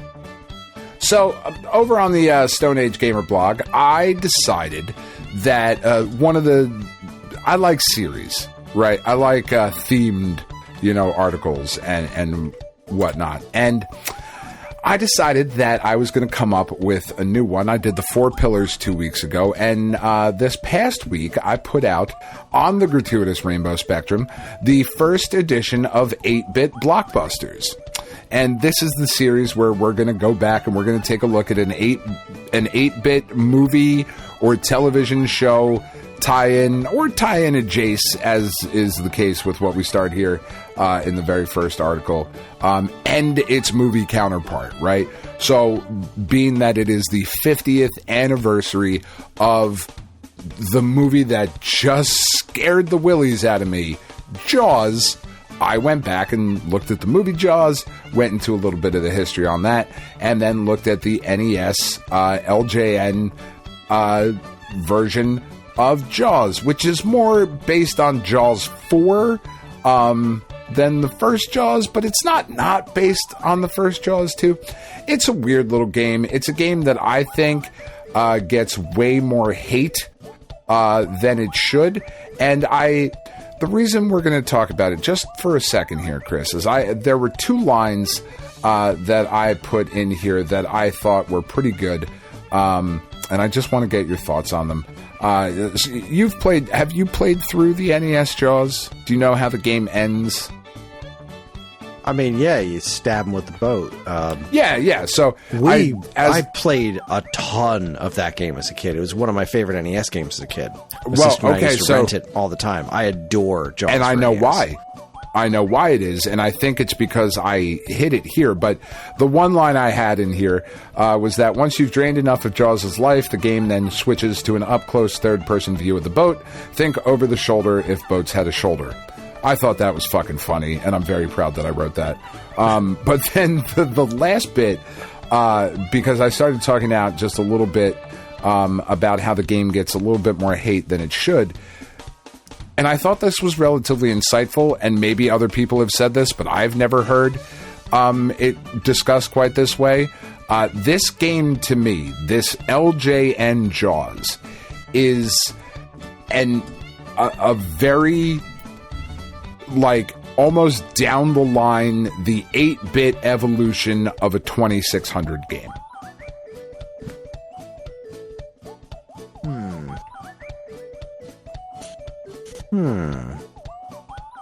And I think that's why you loved it so much.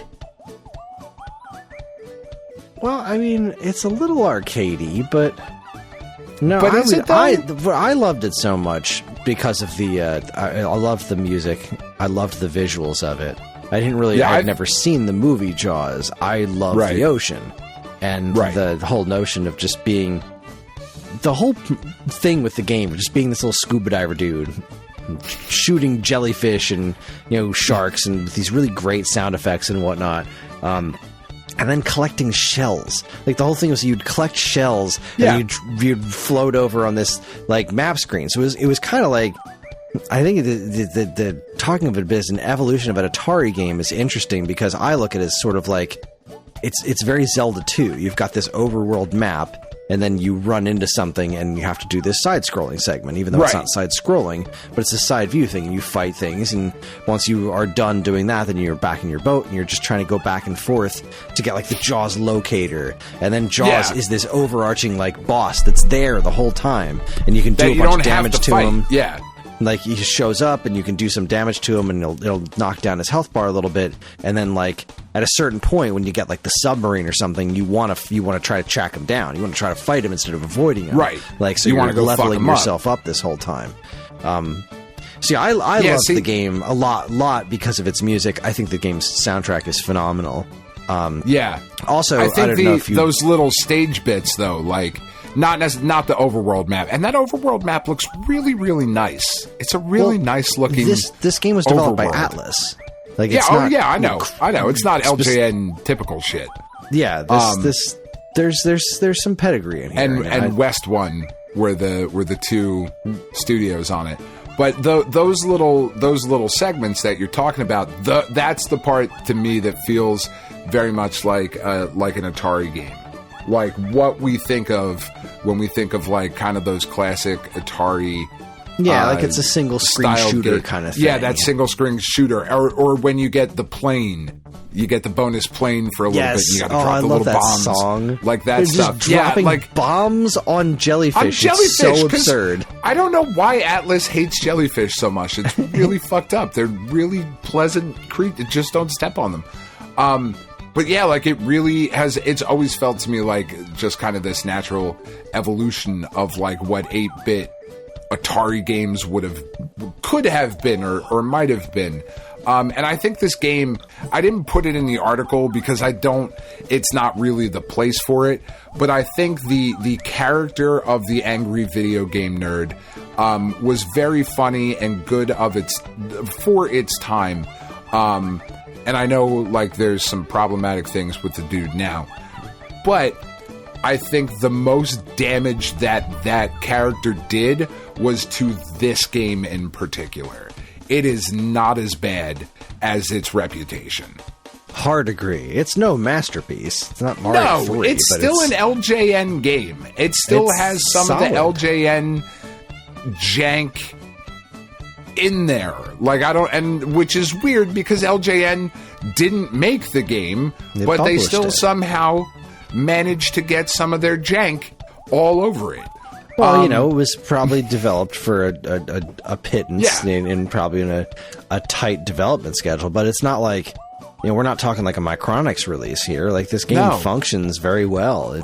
I like this game quite a bit. It's beautiful. It's very colorful. I think it's great. I like this game quite a bit, and it was really fun to go back and kind of put these two things together and just talk about. I mean, that movie scared the fucking shit out of me. Saw it way too young. And I'm really excited to dive into the rest of this series, right? Because there's so many. And I say the word blockbuster, somewhat loosely. Some of these things that we will cover will indeed be blockbusters, but I don't know that Darkman is a blockbuster. Well, you need the alliteration. It's important. You do. 8-bit blockbuster. It's a good title. So please, if you have a minute, go over to the Stone Age Gamer blog. Check it out. Share it on the socials. You can find me on Blue Sky. You can share it, through our stuff there. And, I put links to products in there that you people should buy. Because then I will justify the paycheck that Ryan is now giving me. There you go. There you go.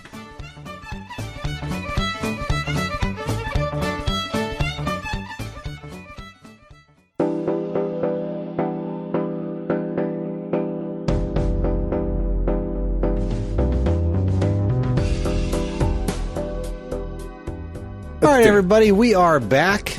We'll talk about what's new at Stone Age Gamer. Actually, a couple things with the Virtual Boy. We got the Hyper Boy Plus flash cart.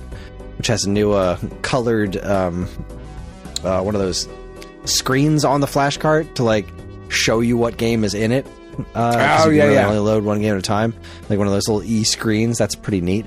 And we also got the Virtual Lens 2.0. These are from SSF Designs, and so they're meant to replace your scratched up lenses inside of your Virtual Boy, except these ones come in two pieces now. The actual lens holder and then the lens itself is removable, so if that gets scratched up, you don't have to take the whole thing apart again. You can actually just snap out the lenses and put new ones in, which is pretty snazzy. That is pretty snazzy. What I didn't hear there was pants. And correct. There are still no virtual shorts. Virtual jorts, even. Virtual jorts for your Virtual Boy. My friend Sarah is ready and waiting. As soon as Ryan gives the all clear. Need virtual belts for those too. Oh, Virtual Boy's got a skinny waist. She's on it. She's very talented. Love her. She's great. I guess this for the last time this month, a reminder for our podcast listeners, we have a special coupon code. The coupon code is RUSH, as in Mega Man's dog. RUSH, all caps, RUSH. So get you $5 off orders of $30 or more. This coupon code is valid until March 31st, 2025 at 11:55 p.m. Eastern. Limit one use per customer. The $30 threshold is based on our order subtotal, does not include shipping and taxes, cannot be combined with other coupon codes, and it does not apply to pre-ordered items or oranges. Once again, that coupon code is RUSH for $5 off orders of $30 or more. Enjoy, you super fighting robots, and with that, it's time for my favorite segment, your favorite segment, everyone's favorite segment. Strap yourselves in for Week Old News. Welcome to Week Old News, where we talk about all the news that was new a week ago. Oh boy! All right, let's try to blow through these as quick as we can, because we've got a big one at the end. So Go Nintendo reports apparently the correct way to pronounce. I always pronounce it that way. To pronounce Balatro is whatever sounds good to you. Yep. Yeah, the developer was like, I don't fucking care.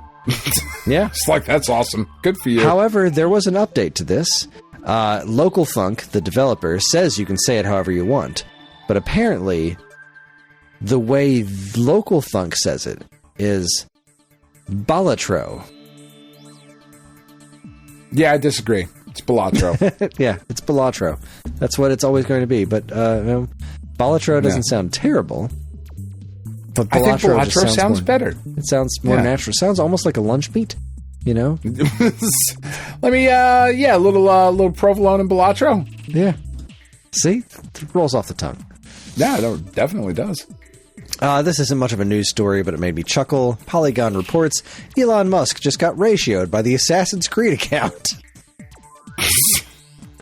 Awesome. Oh, yeah, he made some dopey-ass comment in the Assassin's Creed. Let's see, what's the full thing? Actually, my friend Greg texted me this morning, just for the chuckles, just for the lulls, as the kids would say. For the lulls, as they say. And Elon said, Hassan is a fraud. Sellout would be more accurate. Objectively, he is promoting a terrible game just for the money. And apparently, we're talking about whoever Hassan is. Whoever he's talking about is talking about Assassin's Creed. So the Assassin's Creed account replied, is that what the guy playing your Path of Exile 2 account told you? Snap. Dag, son. That just... Elon Musk is a turd. That's dirty. Yeah, fuck that guy. Jesus Christ. Speaking of turds, Nintendo Life reports Game Informer revived by blockchain firm Gunzilla Games. Yeah, I mean, just the ultimate roller coaster. Game Informer's back. Yay, by blockchain. Boo. The original staff. Yay, but by blockchain. Boo. Like, oh, man. Game Informer's never not been linked to GameStop, so it's weird that Game Informer is coming back, but not linked to GameStop. Yeah. It's never been my favorite gaming magazine. But it wasn't bad. Yeah, I guess, I mean... It wasn't a bad magazine. Back when I was working at FuncoLand, it was easily the worst magazine that you could buy, in my opinion. as the magazine grew older, I haven't read it in ages, so I couldn't tell you for sure if they were doing really good work. I stopped caring. I stopped reading it. But this revival includes not only the return of the print magazine, but also years of back content on the Game Informer website, with the team encouraging fans to revisit thousands of articles. As for the immediate future plans, Game Informer has already got, quote, new reviews ready to go, and from today, the site will be getting daily updates again. So it's nice that this is back. I'm skeptical of blockchain firm Gunzilla Games, but... Yeah. I don't love that. But hey, maybe it's not blockchain related. I don't know. We'll see. Good to have another magazine back there in the world doing the Lord's work. So we got a couple of semi-related stories here to go over. Go Nintendo reports long-lost, never-released version of Populous for NES was discovered. So that's pretty cool. That is pretty cool. We've known for a while now that a version of Populous for the NES was in the works, but obviously never saw release to the public. It was believed that all evidence of the game had disappeared completely, but just this week, the port has been dug up and is actually completely playable. The Enigma Variations team for Electronic Arts and Bullfrog handled the Populous NES port, but it was scrapped back in the day due to the NES being thought of as past its prime, and the game would release too late to make any money. That left the game sitting unreleased until 2025, when it was discovered in an archive during some disk recovery work. Best of all, the version discovered was the final backup of the game. That is super cool. I've never gotten into Populous, but I do think it's super cool that this exists. That is cool. I mean, I'm looking at video of it. It's friggin' Populous on an NES. Huh. It's so weird that this and SimCity were both things that were canceled late in the NES's life, but they were working on making those games for that platform. Yeah. Absolutely wild. Neat. Yeah. Also, in a similar story, Time Extension reports 32 years later, a previously unknown NES port of Sensible Soccer has been found. As one of the most popular football titles of the 90s, Sensible Soccer was released on a wide range of systems, including the Mega Drive, Game Boy, SNES, Jaguar, CD32, Master System, and Game Gear, as well as home computers such as the Amiga, ST, and PC. So clearly this is a European thing. One console which didn't get a port at the time was the NES, but the games that weren't has discovered when Enigma Variations was tasked with bringing Sensi to the Game Boy. Developer Mark Greenshields was also working on an NES conversion, something that hasn't been revealed until now. Huh. Absolutely wild. I love that here we are in 2025 discovering NES games. Yeah, that's just wild. It's wild. And the Sensible Soccer is not bad looking either. It runs a lot smoother than Goal. That was my soccer game of choice for NES, was Goal. My sister and I played a ton of Goal. But this Sensible Soccer is pretty impressive looking. Yeah, that's dope. Absolutely wild. You love to see it. You do love to see it. And it makes you wonder, like, what else is still out there? Right?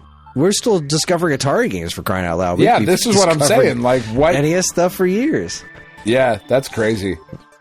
Speaking of the NES, Go Nintendo reports, former Elite Beat Agents devs revealed Banana Bash, a brand new NES game. Nice.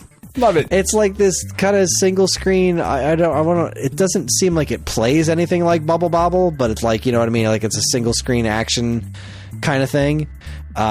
You're this monkey that's like flying around, dropping coconuts and grabbing bananas and stuff. It looks really nice. The music sounds pretty good too, which, you know, it's not terribly surprising considering the Oendon folks' involvement. Right. But yeah, it's an action puzzle game for the NES. It's on a 4 meg cartridge, one of the largest ever for the NES.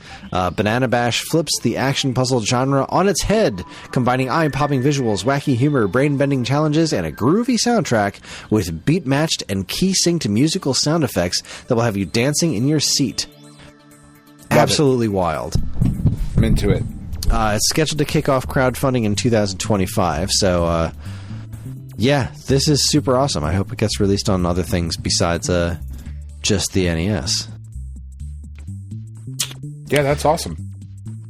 You might know more about this than me, but it's floating around. Nintendo Life reported Tony Hawk has reportedly demanded that Bam Margera be included in the new game. Yeah, Bam's going through it. There's a lot more story there than we have time as we're trying to blow through this, but Bam's going through it. I think he was pulled from this 3 and 4 release because of the things that he's going through currently, and like what sort of the public perception of Bam Margera is now. And I don't care enough to be like, oh, if it doesn't have Bam, I'm not buying it. But I get it from Tony's point of view. Yeah, well, way to go. Way to stick up for your friend there, buddy. Yeah, there's nothing wrong with that, you know? Let's see. Nintendo Life reports, hang on, Sony vet Ken Kutaragi has a Super NES PlayStation sitting in his cupboard. So yeah, the one existing Super Nintendo PlayStation has been, going in different auctions, selling for $360,000, and it's just like this holy crap amazing thing. This one exists, and then in an interview, of course, Ken Kutaragi just has one in his closet. Of course he does. It's missing a play button, and it's like pristine condition. Like it's got a scratch on it, but like it's not yellowed like the one that's out there in the world right now. Yeah, absolutely insane. And of course he does. Of course he does. That dude's awesome. What do you want? Come on. This is an interesting story. This is actually something we probably would have covered last week had we the time. But Nintendo Life reported that Nintendo Switch 2 logo will adorn the Seattle Mariners jersey this MLB season.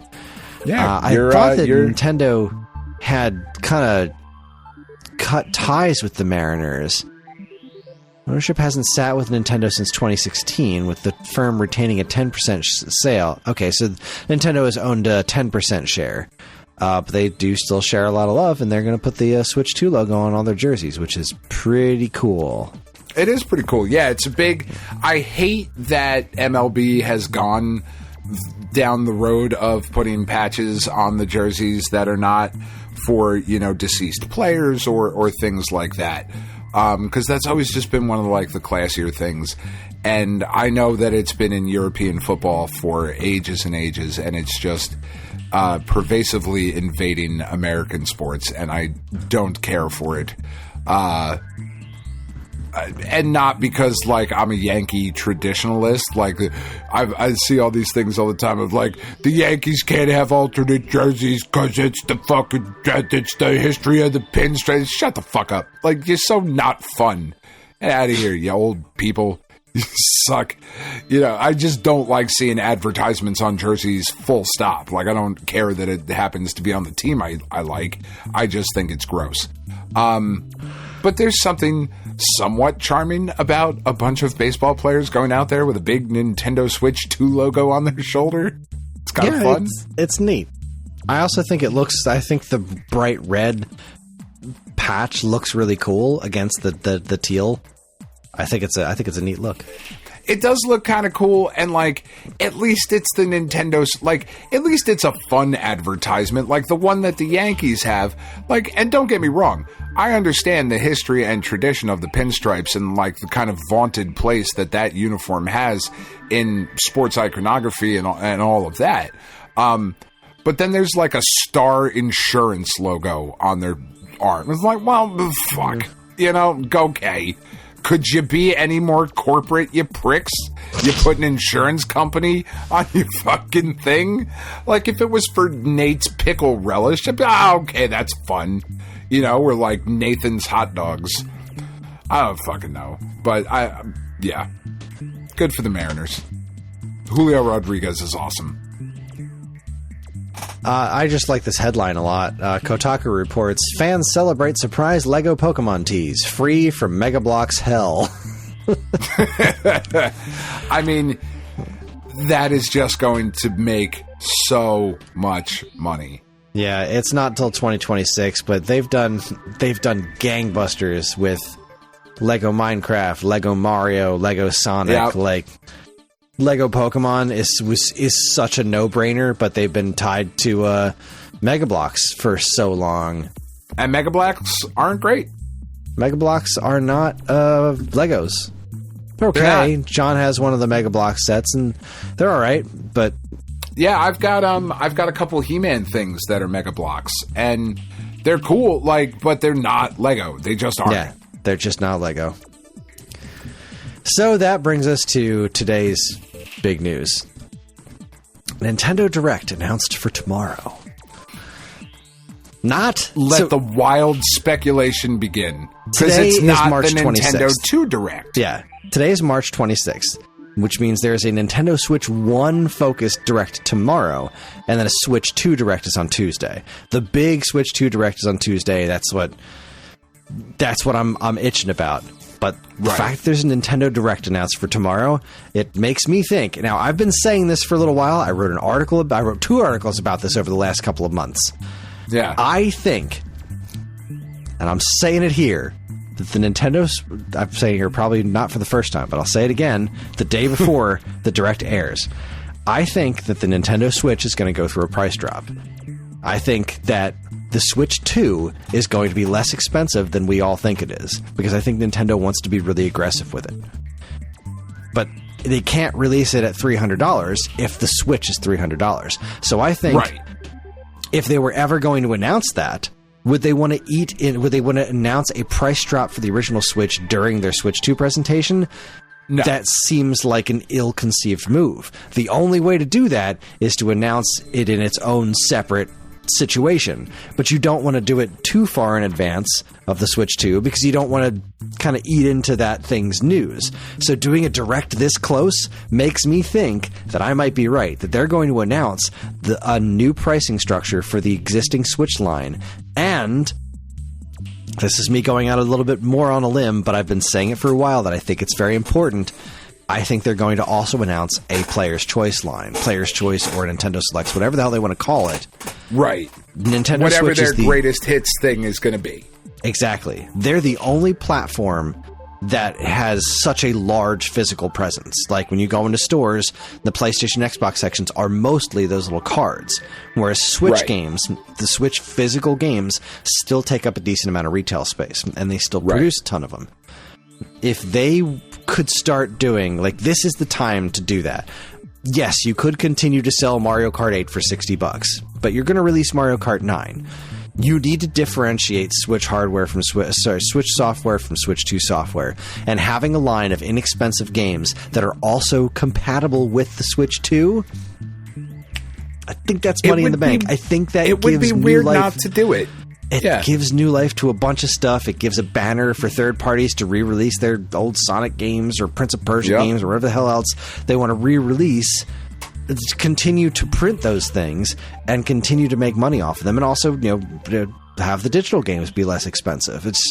It all seems to make so much sense. And if they can release the Switch 2 if the Switch 2 drops at $500, I don't think it's going to sell as quickly as they want it to, because especially right now in this economy, jokes aside, in this economy, finding $500 to throw at a game system is less easy when it's not something so high-tech premium like a PlayStation 5. The Switch 2 is going to be more powerful than a Switch, but we don't know by how much. And we don't know how big of a leap that's going to be, visually speaking, from Switch to Switch 2. So if they can release the Switch... But we do know it's not going to be a PlayStation 5. It's definitely not going to be a PS5. But if they could release a Switch 2 at $350 or even $300, that's big. Man, that would be huge. That would move a lot of consoles. And even if they're not making a ton of money off of those consoles, you would still have a brand new platform $200 cheaper than its competition. Not that they're not in direct competition as much as they were back in the old days, but they are still in competition. But they are, yeah. That would be big. That would be very big for them. And that's what I think is going to happen. I have looked at it. I haven't seen anybody else predicting this yet, so I'm staking my claim. This Direct tomorrow is going to include a price drop for Switch and maybe a Player's Choice line. So the current pricing structure for Switch is $300 and $250, right? 300. Hold on, I actually have this all broken down Or is in the the OLED article. 350? I think the OLED is 350, and I think the 350. I think the regular Switch is 300, and I think the Lite is 200. So hold on, let me find my article here. Because I broke down what I think all the pricing structure is going to be, and I think I did a pretty smart job of it.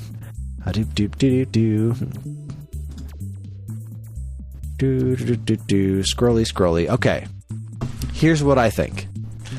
Okay. I think by the end of the year, we're going to eventually get 3 different models of the Switch 2. I think there's going to be the regular Switch 2, which is your base thing. I think there's going to be a Switch 2 Lite, because the Switch Lite has been a pretty significant sales thing. It's your inexpensive, basic, you can't rip off the Joy-Cons things. But I also think the original Switch is going to get a revamp. So you're going to have a Switch 2 and a Switch Lite, and then the original Switch is going to get a revamp with the Switch SP, which is going to be a foldable model that, like, you know, can have a clamshell cover to it or something like that. That can basically like the Switch version of the Game Boy Advance SP. I think the Switch 2 comes out at $349. I think the Switch 2 Lite is $279. Then I think the Switch SP, which is going to take over, will be $149. Switch OLED drops down to $199. Whatever remaining stock of original Switches out there goes to $179, and the Switch Lite drops to $99. Man, that seems bold. So the Switch Lite, we're talking about an 8-year-old console at this point. By the time that system is 9 years old, still on the market, I don't think they have to worry about making profit off of selling a $99 Switch Lite. And I think if they have a $99 option that plays a library of games that are still readily available in both retail and online, I think that moves a bunch of systems, and it also is a clear path to eventually upgrading. If you're looking for a starter system, this is just like when Game Boy NES and Super NES were happening, and the NES was still moving, because you could look at that. Here's your starter system. You've got this whole back catalog games to choose from, and when you're ready to move on, you can move to the Super Nintendo, except now they have the backwards compatibility thing. Now, when you're ready to move on, you've got this low price and initial investment of $99. When you think you're ready to move on to the big boy stuff, when your kids aren't like 5 or 6, when they're moving up in a year or two, all the games that you have will work on your Switch 2 going forward. Yeah. I think $99 price point is a huge entry level. That's why this stupid 2DS sold as well as it did. The 2DS was a dumb looking little system, but it sold really well because it was super cheap, and it was almost disposable. Not that $100 is disposable, again, especially now in this economy. But by comparison, like, are you going to buy a $500 PS5 or a $99 Switch Lite for a kid? You know, having those kinds of options out there. Switch Lite at $99, Switch OLED still $200. That's not nothing. I think the Switch SP might be that's really me reaching. I think that would be really cool, because the Switch, the Game Boy Advance SP was just such a radical reinvention of the Game Boy Advance that it was this perfect foldable thing that I don't know. It was such. I don't know that I agree with that one. I think there's a cool idea there. I just don't see them putting the R&D into it, because I just don't think it's necessary. Right, I think it would be cool. But the Game Boy Micro wasn't necessary, and that existed. They released a totally new model of Game Boy Advance, but so much later than they needed to. But you would these people are crazy. You would think that they've learned from some of these things, but maybe they haven't. This is Nintendo we're talking about here. I do agree with you. I think we will see a price drop. I would be very, very surprised. Pleasantly surprised, but I would be very, very surprised if the Switch 2 is any cheaper than $400. I just based on the price of the components, I just don't know that it can be cheaper than $400. I mean, obviously it could be cheaper than $400, but that just feels like the price point to me. I think you might see the OLED drop to $300. I think you might see like basically a $50 to $100 drop for those things. I think I could see the Switch Lite at $100. I think I could see the Switch, the base Switch, at like $150, and I think I could see the OLED like maybe at $280. I think is probably about as far as I could see them drop. Maybe I'm wrong. I think it's much more. I think it's a much better idea and perhaps a much more impactful idea for them to do a player's choice lineup, or what, like you said, whatever they end up calling their greatest hits thing. Because you still have people that have not taken the Switch plunge, but might do it for the Switch too. I see what you're saying, but I think the issue is that even if you say the Switch 2 is $400 and then the Switch OLED drops to $300, is a $100 price difference enough to differentiate? Like, for $100 more, you get a whole different system, right? The Switch OLED is still just a Switch with a nicer screen. Yeah. So, like, are they really going to want to have still on the market their old platform that's right next to their new platform that's only $100 difference? I feel like you need to have a larger split there, which is why I went with the Switch OLED going down to $200. Even if the Switch 2 is $400, if the OLED drops down to $200, I'm more confident in my original Switch pricing changes than the Switch 2 pricing. I would love for the Switch 2 to be $349 and an eventual Lite be $279. I would love to see that. I think the way you keep the Switch alive, the original Switch alive as a budget option, is to make the Game Boy Advance SP, like, it doesn't need to be a dual screen folding in half thing. You basically just take that form factor of the GBA SP, widen it to, fit the wide screen of a Switch and make it smaller than the Lite and make it fold in half. I think that's a reasonable option. But still, even if that never happens, if you have any old Switch models going for more than half the price of the new one, I kind of feel like you're taking a bite out of how impressive the new one's going to be. Yeah, I mean, yes and no. I see where you're coming from. I think I would err more on, and again, I hope I am wrong, but I would err more on the side of a Switch 2 being $500, closer to $500 than closer to $350. You're probably right. I hope I'm not. I really, really do.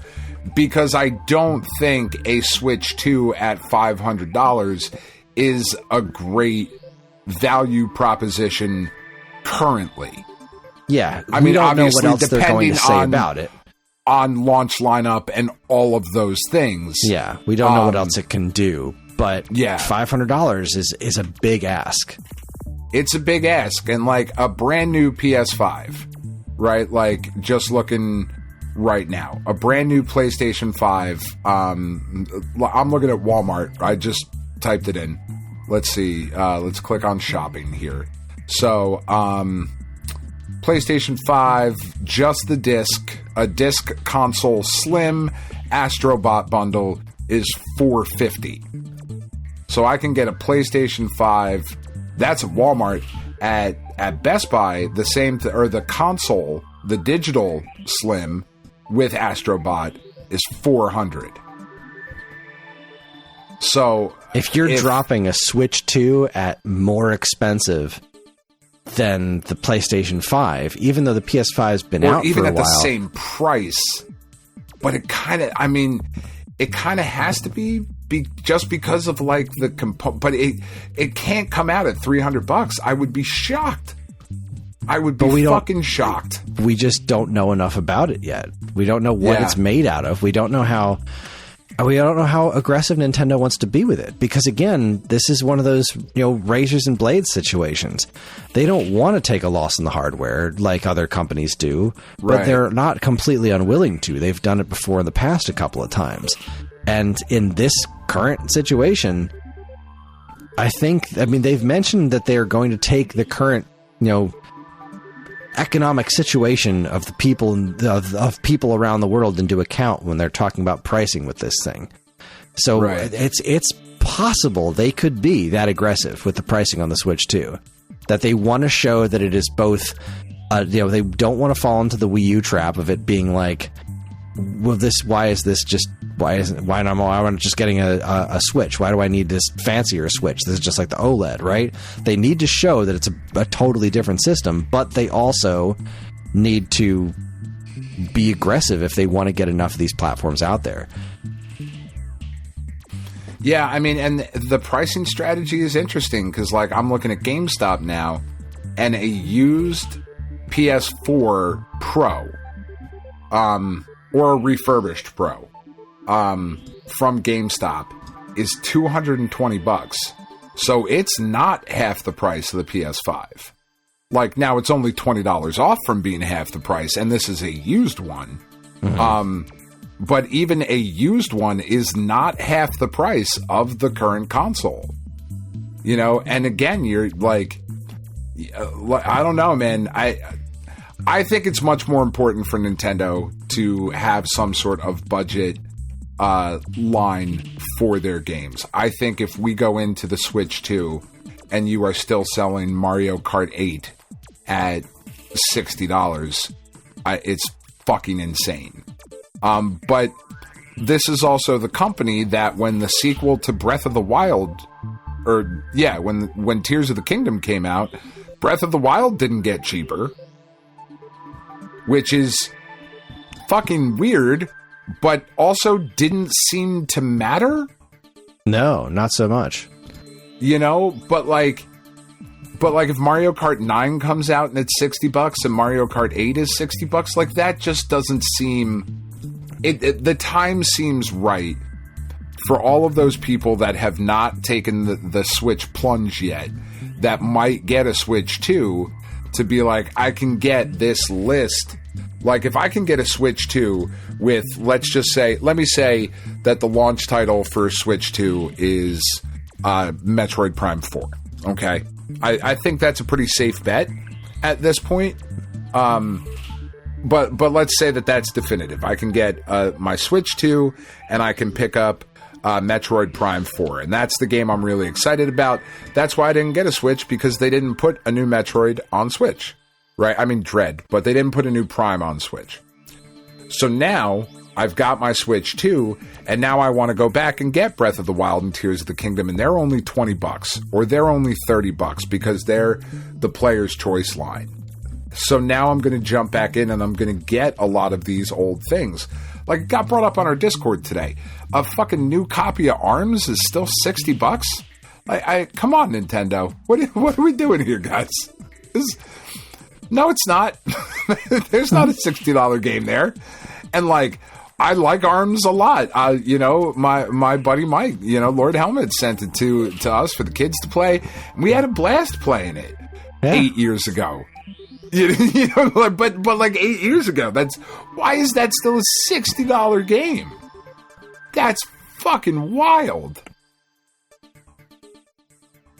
It seems like it seems like it hit the point where it should have made it into a specific line designed for less expensive titles.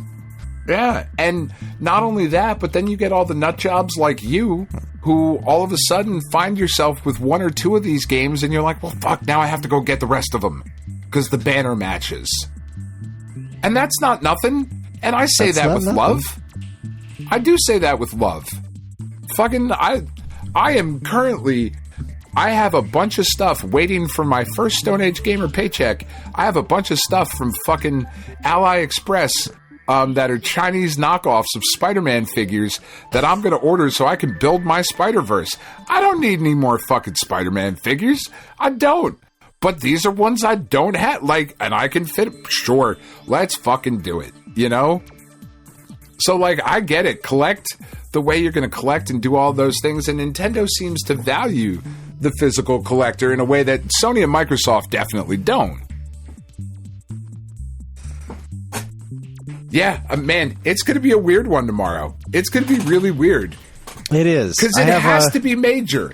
It has to be major or else they wouldn't do it. Right, yeah. They wouldn't be having a Nintendo Direct right now if they didn't have something to say, right? They would just do friggin' Twitter drop, because that's their thing. Yeah, just make an announcement. What if they've got a handful of games to talk about, then we'll just talk about it. We'll just drop them whenever we drop them. So, yeah. Here's a couple of thoughts. The way they do the NSO stuff. Yeah. I think you're right about Prime 4. It's definitely coming to Switch, but I also think it's going to be... I think Prime 4 is going to be the showcase for what the Switch 2 can do. I think it's going to come out simultaneously on both platforms. I think tomorrow they're going to announce and or shadow drop the much-rumored Prime 2 and 3 remasters.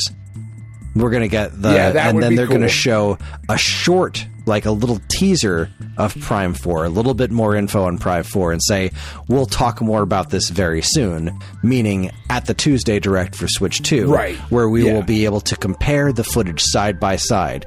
This game looks great on Switch, but holy shit, it looks so much better on Switch 2, and they're going to use that.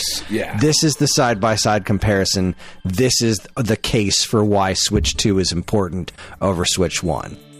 I also think they're going to drop the 4 from the title. I think they're just going to change it to Metroid Prime Beyond, because I think they're going to position this game as being one of the selling points, one of the launch selling points for the Switch 2, right? Because Metroid doesn't have the same draw, a universal appeal as something like even Zelda does. It has more of that hardcore gamer look to it. But I do think they're going to try to... This is the best positioning a Metroid game has ever had. Being put as one of the big marquee launch titles for a new platform. I think they've clearly put a ton of resources into this game. It's been in development for such a long time. It restarted development very publicly. Nintendo's put a lot of money into making sure this game is good. And if it's as good as I think they probably think it is, I think they're going to want to put a decent amount of effort behind it to make sure that more people play it. And when you've got a 4 in the title, there's going to be folks out there and be like, well, I don't want to play 4 because I never played the first 3. And now you could give them the option to do that, or you could just simply take the 4 off of the title and just, because we are... Metroid Prime Trilogy basically wrapped up. It looks like we're starting a whole new kind of story here. Right. So they could drop the 4, change it to just Metroid Prime Beyond, use it as a technical showpiece to show off what the system can do, and a side-by-side, there's going to be a Switch version and a Switch 2 version. That is one of my predictions. I think that would be really smart. I think it's better than what God of War did, right? Or what Mortal Kombat did, when it was just like, this one's Mortal Kombat, this is God of War. Like, I understand, because they were doing the same thing, right? Like, you don't want people to get bogged down. Because God of War 2018 was technically God of War 7. Yeah. And, like, you don't want to put out God of War 7, but there should have been a subtitle. Right, instead of just God of War. There should, the second one, God of War 8, was God of War Ragnarok. So like you could have had put some fucking Norse bullshit in there. God of War is a game already. That game exists already. Stop that. Right. Stop doing that shit. Metroid Prime Beyond, not bogging it down to the previous continuity. I think that would be really smart. I definitely think you will get that technical showpiece of like, it looks good on Switch, but holy fucking shit, look at this. Check this shit out. And it gives them the opportunity to position Metroid, because I've always considered it, kind of tooting my own horn here with the article series of the 4 pillars. I've always considered Metroid one of the pillars of Nintendo, but that's because I'm American. And I know it's not that way in the rest of the world. No, but Nintendo has always valued this franchise quite a bit. Right. They've put in the work with Metroid games. They know that it's a critical darling, and I do think that they're going to try to cement it as that big thing. I think what they want more than anything is for Metroid Prime 4 to be Breath of the Wild for Metroid. You know, because Zelda, again, always been a huge property for Nintendo, but it was never Breath of the Wild numbers. Not even Ocarina of Time. Right, not even close. Yeah. I just want to look up I know the numbers. The numbers are out there. Let's see. At Nintendo, actually. So, Breath of the Wild, 33 million. Tears of the Kingdom, 20 million. The next best one was Twilight Princess at 8 million. Yeah, it's just not even close. Ocarina of Time is 7.6 million. Yeah. Breath of the Wild was something else entirely. And same with Tears of the Kingdom. 20 million and 33 million. That's such a huge increase for the Zelda franchise. Massively. So, yeah, I think that would be great for Metroid, and it being a launch title on a new system where there's not a whole lot of other games to choose from for that new system. Yeah. Launch titles always do better than they would when they released at any other point during a system's lifetime. So I do think if Metroid's ever going to take off, if Prime 4 can be as good as they say it is, as they want it to be, as I want it to be, I think it's got a real chance of properly taking off. If it was ever in the prime position, this would be it. 10 out of 10, no notes. Well done. Can I give you a prediction? Yeah, for tomorrow as well. What else you got? Wind Waker. Really? You think we're going Wind Waker HD this late into the Switch's life, huh? I don't see why not. I think Wind Waker HD is going to be on Switch 2 now. I think the Zelda port train has left the station, and I think they're gonna toss those up on a Switch 2. Although I think the first Zelda port on Switch 2 will be Twilight Princess. I think that one desperately needs that sort of panache behind it of this is a big port for a big new system, because Twilight Princess is a weird game in the Zelda pantheon, right? Yeah, and Wind Waker has already had the HD thing, so putting it out and only on Switch, not a Switch 2 game. Obviously, it's playable on Switch 2, but putting it out as a Switch game, this is coming out this year for Switch, whatever, faster load time, whatever bullshit they want to say about it. But I think it's more than time for it.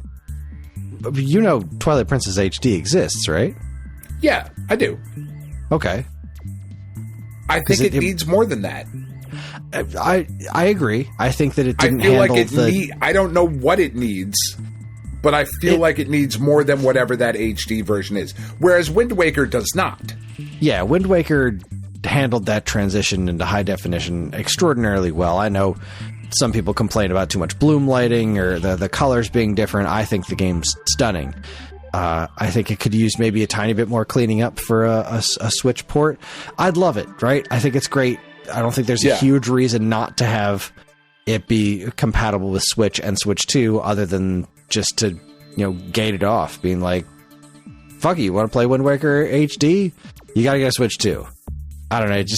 That seems like a little bit too much girth for the Switch at this point, but I could be wrong.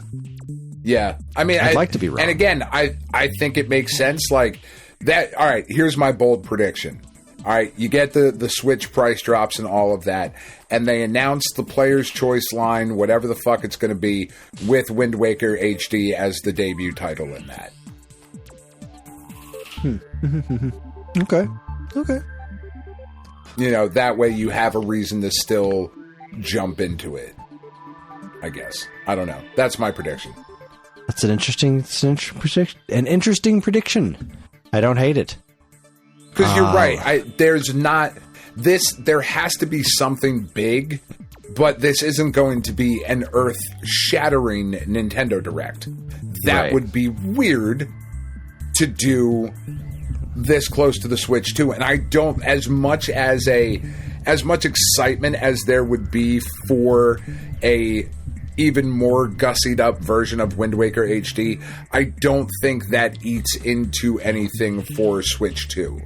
Whereas I think a really fixing whatever is needed for Twilight Princess, I think that feels like a Switch 2 thing.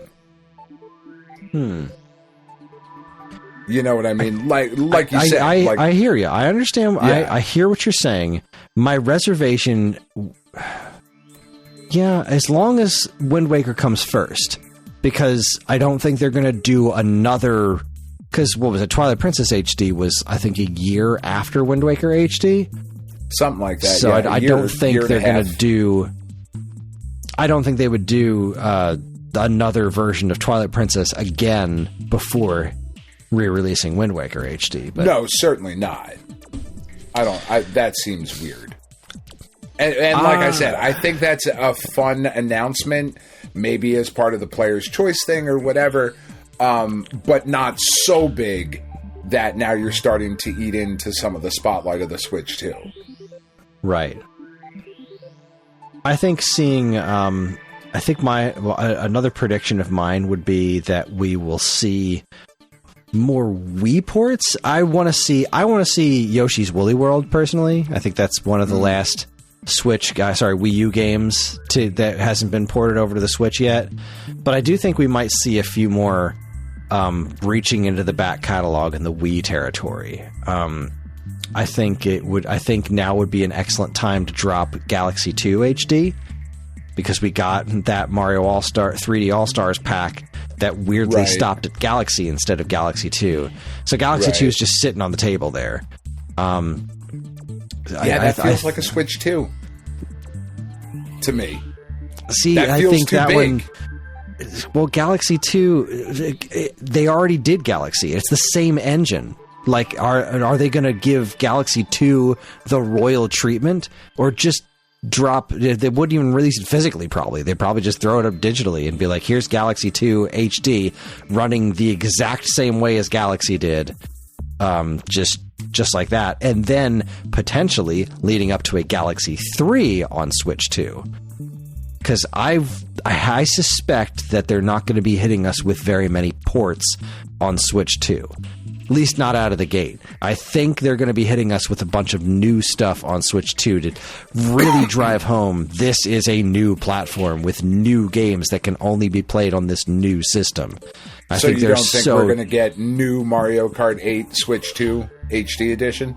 No, well, I already know we're not getting that. We've seen Mario Kart on Switch 2, and it is using completely different character models. It is not using the 3D gameplay. It is not Mario Kart 8. So we already know whatever. They could They could call it new Mario Kart 8. Theoretically, they could call it new Mario Kart 8. That would not be the weirdest thing they've ever done. It might be one of the dumbest fucking things they've ever done. Sure. We're going to make a new game, but we're going to give it an old game's title? Yes. No.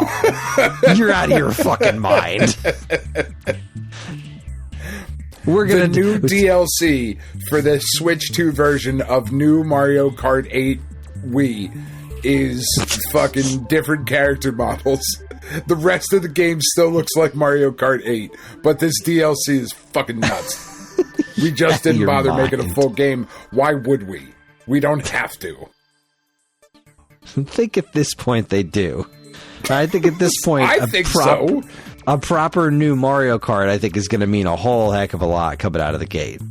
I think that's going to be one of their big moves. I feel like it should be Mario Kart 10, though.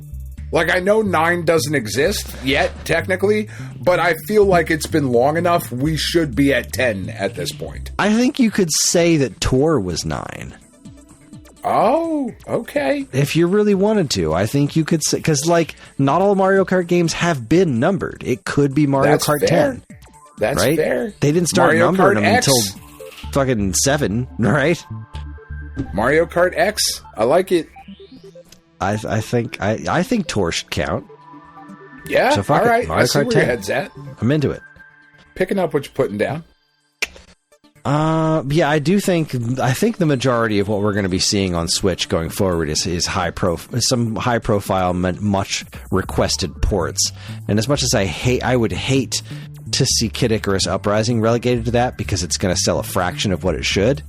Right. I do think if we were going to get that, it's tough to say. Like, is that the kind of thing that they would save for Switch 2? Is this a similar situation of like what I just said with Galaxy? Would they drop a port of this one and then a year, like as a water, like just throw some chum in the water so that we've got an actual new game coming out?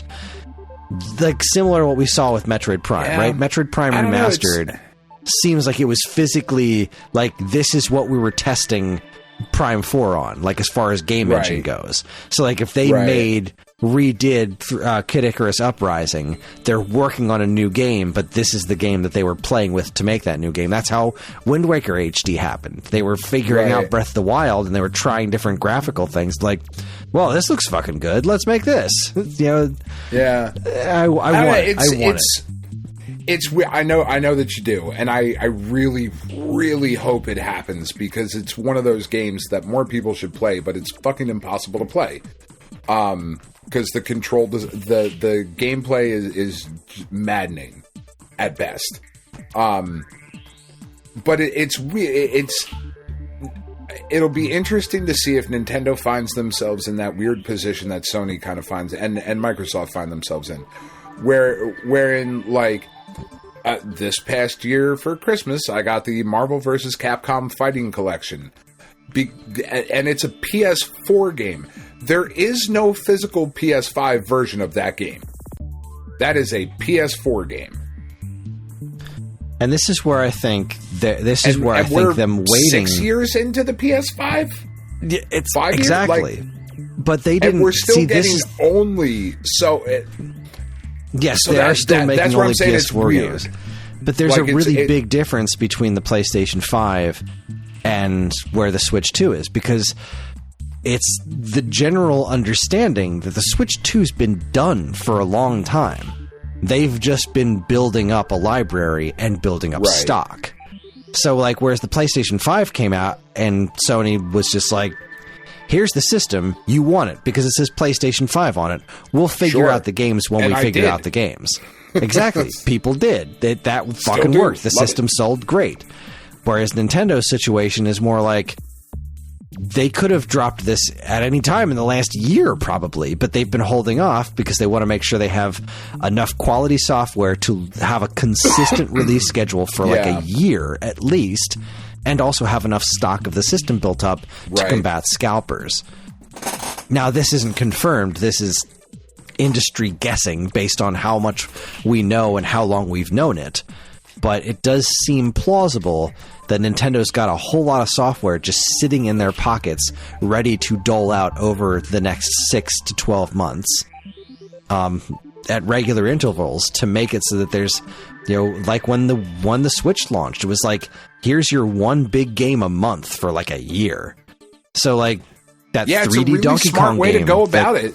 It is. There's been rumors of a 3D Donkey Kong game forever. There's been rumors of, like a follow-up to Kirby and the Forgotten Land. Like, there's a bunch of theoretical possibilities that are floating around that could make for really, really cool Switch 2 games. I think they're sitting on a treasure trove right now. I think Tuesday is going to be a crazy freaking day. I hope so, man. I hope so too. I'm probably setting myself up for failure here. I hope you're not. I feel like you are. I feel like they're going to be like, so here's the system, and it comes out at Christmas time, and it'll have Metroid, and fuck off. Mario Kart's here. That's it. And Joy-Con still drift. Peace out. We made the Joy-Con. We made it worse, actually, because you guys talk about drifting all the time in Mario Kart, and we thought you liked that. So this is Joy-Con drift right out of the box. That's right. We did not use Hall effect joysticks. We used ball effect joysticks, because we just couldn't read properly. Yeah, I don't know. I don't think tomorrow's Direct is going to be as big as people are. Not everyone, because I think most people think this is just confusing. I think it's weird. I think it has to be a major. Like we said, I think there's a couple big things that will happen, but not so big. That's a weird line to walk. That's a very Nintendo line to walk. It is. I think this is the best way to get your pricing out there if they're going to drop the price. I think we might see some add-ons. I do think that we might get another sport or two into Switch Sports, which apparently is selling way better than I thought it was. That's cool. So that's a thought. But other than that, I'm really at a loss on what we could really honestly see tomorrow. Yeah, it's a half an hour. Like, what do they show? What do they have that's big enough on Switch to do that? Like, Punch Out probably couldn't carry that. Punch Out could be a part of it. Yeah, Punch Out could be a part of it, but like, what's the headliner? I mean, besides Prime 4. Prime 4 is the only thing I can think of that's big enough. The headliner's got to be a price cut and a player's choice. But I mean, even that's like 10 minutes between the two of them. Yeah. If that. Yes, what do you do for another 20 minutes? It's going to be interesting. It is. Tomorrow's going to start a hell of a week because we've been And the unfortunate part of this for us, and we should get to wrapping here, because right, otherwise we're just going to start repeating ourselves again. And I need to get to bed because I got the gym at 5 o'clock the fucking morning. Oh yeah, fuck that.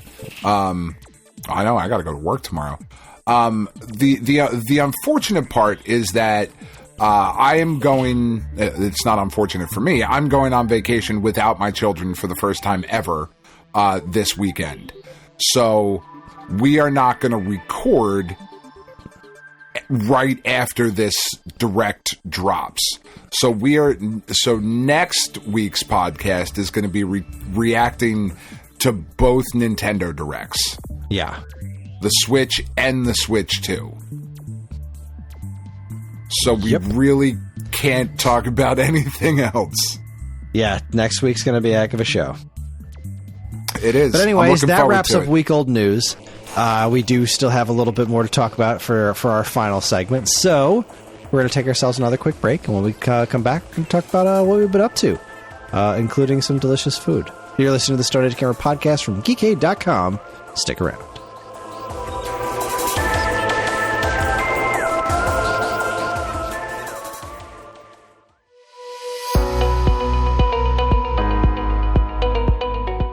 Hi everyone, Kris here. Podcast listening is free, but podcast creation is not. That's why the Geekade Patreon exists. In an effort to help us pay the bills, we've got a Patreon page set up where you can gain access to our monthly podcast topic schedule, get early access to many of our shows, and more. If you'd like to help support Geekade and keep these shows running week after week, head over to the Geekade Patreon page, linked in the show notes of this very podcast.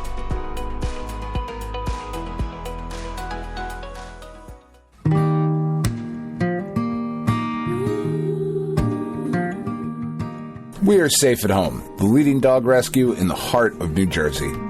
Are you searching for a loyal companion, a dog that will bring love and joy to your home? Look no further than Safe at Home. At Safe at Home, we believe in giving every dog a second chance. We rescue, rehabilitate, and find loving forever homes for dogs in need, right here in the Garden State.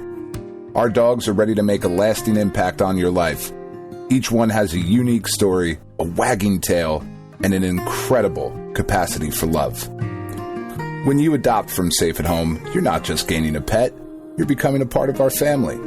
Our dedicated team ensures a seamless adoption process, providing ongoing support and guidance. With New Jersey's beautiful parks, beaches, and trails, you and your new furry friend will have endless opportunities for adventures and cherished memories. Safe at Home relies on the support of compassionate individuals like you. Your donations and volunteer work enable us to continue saving lives and finding forever homes for these amazing dogs. Join us in creating a safer, happier community for dogs in New Jersey. Together we can make a difference and give every dog the chance to feel safe at home. Visit our website or call us now to learn about how you can be a part of the Safe at Home mission. Safe at Home, because every dog deserves to be loved and protected. www.safeathomerescue.org.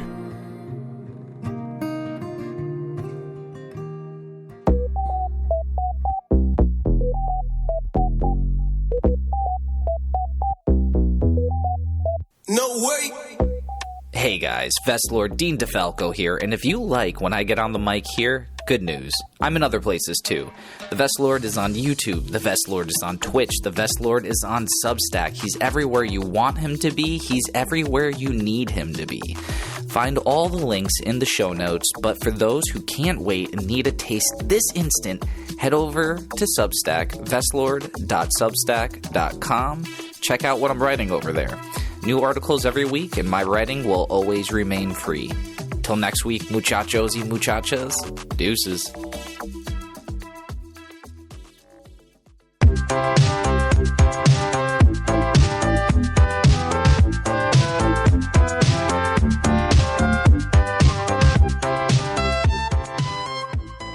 All right, and we're back. It's time to talk about it's time for the download. It's time for the DL. It's time for the DL. SAG DL, the DSL, the down SAG load. Yeah, we're getting there. We're figuring it out. I mean, you already had a whole big thing about what's new with you, the whole not having cancer. Yeah, I mean, thing, that's the biggest thing, not to bury the lead like we did, but the not having cancer thing's pretty huge. Other than that, man, it's just been really nice to be feeling somewhat, back to normal. Tiff and I finished The Devil in Me, which I really, really liked. I like those super massive, kind of choose your own adventure games. I'm a big fan of those. This one, I liked it. I wish it would have had more to do with the kind of crazy lore behind H.H. Holmes. Because most of what he's famous for is bullshit and sensationalized. Bullshit is maybe too strong. It's more sensationalized than not. But this really didn't delve too much into the lore of it, and or maybe it does, because this is the first Supermassive game. I went completely with choices that Tiff made. And she ended up getting literally every character killed. This is the first time where we did not make it out with anybody alive. Annihilation. Just complete and utter failure, except there's a dog at one part, and the dog survived. Nice. And I was like, hon, you killed everybody. And she said, no, I saved a dog. And I went, okay, that's fair. So maybe they do go more into the lore aspect of it. But still a cool game. I liked it. We jumped, kind of right into, another one in that Dark Pictures anthology series, called Little Hope. That one stars, Will Coulter, or Poulter. Which is it? The redhead Star Wars kid. Oh, is it I Poulter? don't know his name. Oh, whatever. But one of those two. But yeah, so we jumped right into that. That one's been, that one's cool. That one's more like, in a little town, kind of like Blair Witch, style, which is cool. I'm digging it. Still been playing, a bunch of Speedstorm. I am just having a fucking blast with that game. I like it quite a bit, and really can't stop playing it. And I find that very, very strange. I still have zero access to Figment. They will not give him to me.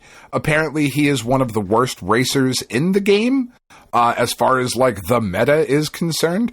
This is what Roddy tells me anyway. And I said, yes, but I don't care, because cute purple dragon. Fuck off. That's the only thing I'm here for. But Will Poulter? Poulter, yeah. What does he have to do with? What does he have to do with Star Wars? Isn't he the redheaded kid in Star Wars? What, Star Wars Jedi? Yeah. No. Oh, that's not the same kid? What the fuck is Will Poulter then?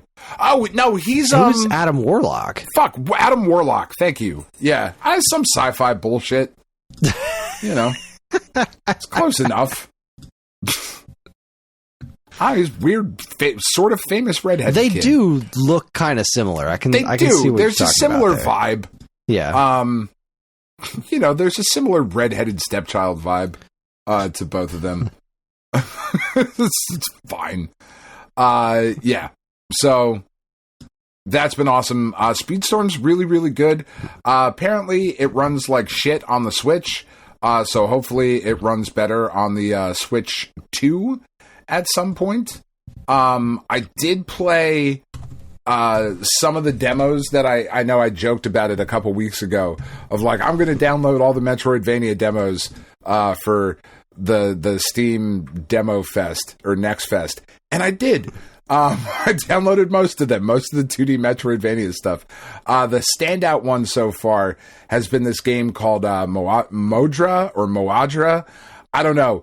The main character... What? Balatro. Yes. The main character is looks very inspired by like the Predator design.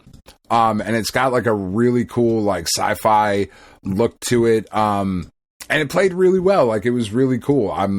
Something to keep an eye on as it comes out later this year, I believe, is when Moadra is scheduled for. And there was another one called Ninja Brigade featuring Jonah Weingarten. That was pretty fucking cool. It was like pixelated, cool little game, a lot of fun. And then there was another spring sale. So I picked up a couple things. I picked up Fallout 2 and 3 for Penn because she's been such a help over these last couple of months. Roddy didn't want anything. I was gifted a game that I've had an eye on for a little while. It's a visual novel, which I don't know anything about, but just the title of this game, and it was like under $1, I think, too. Which is not cheapening the gift. Please don't take it that way. I'm just saying it was so cheap. It's so silly. But the thing is called Milk Outside a Bag of Milk Outside a Bag of Milk.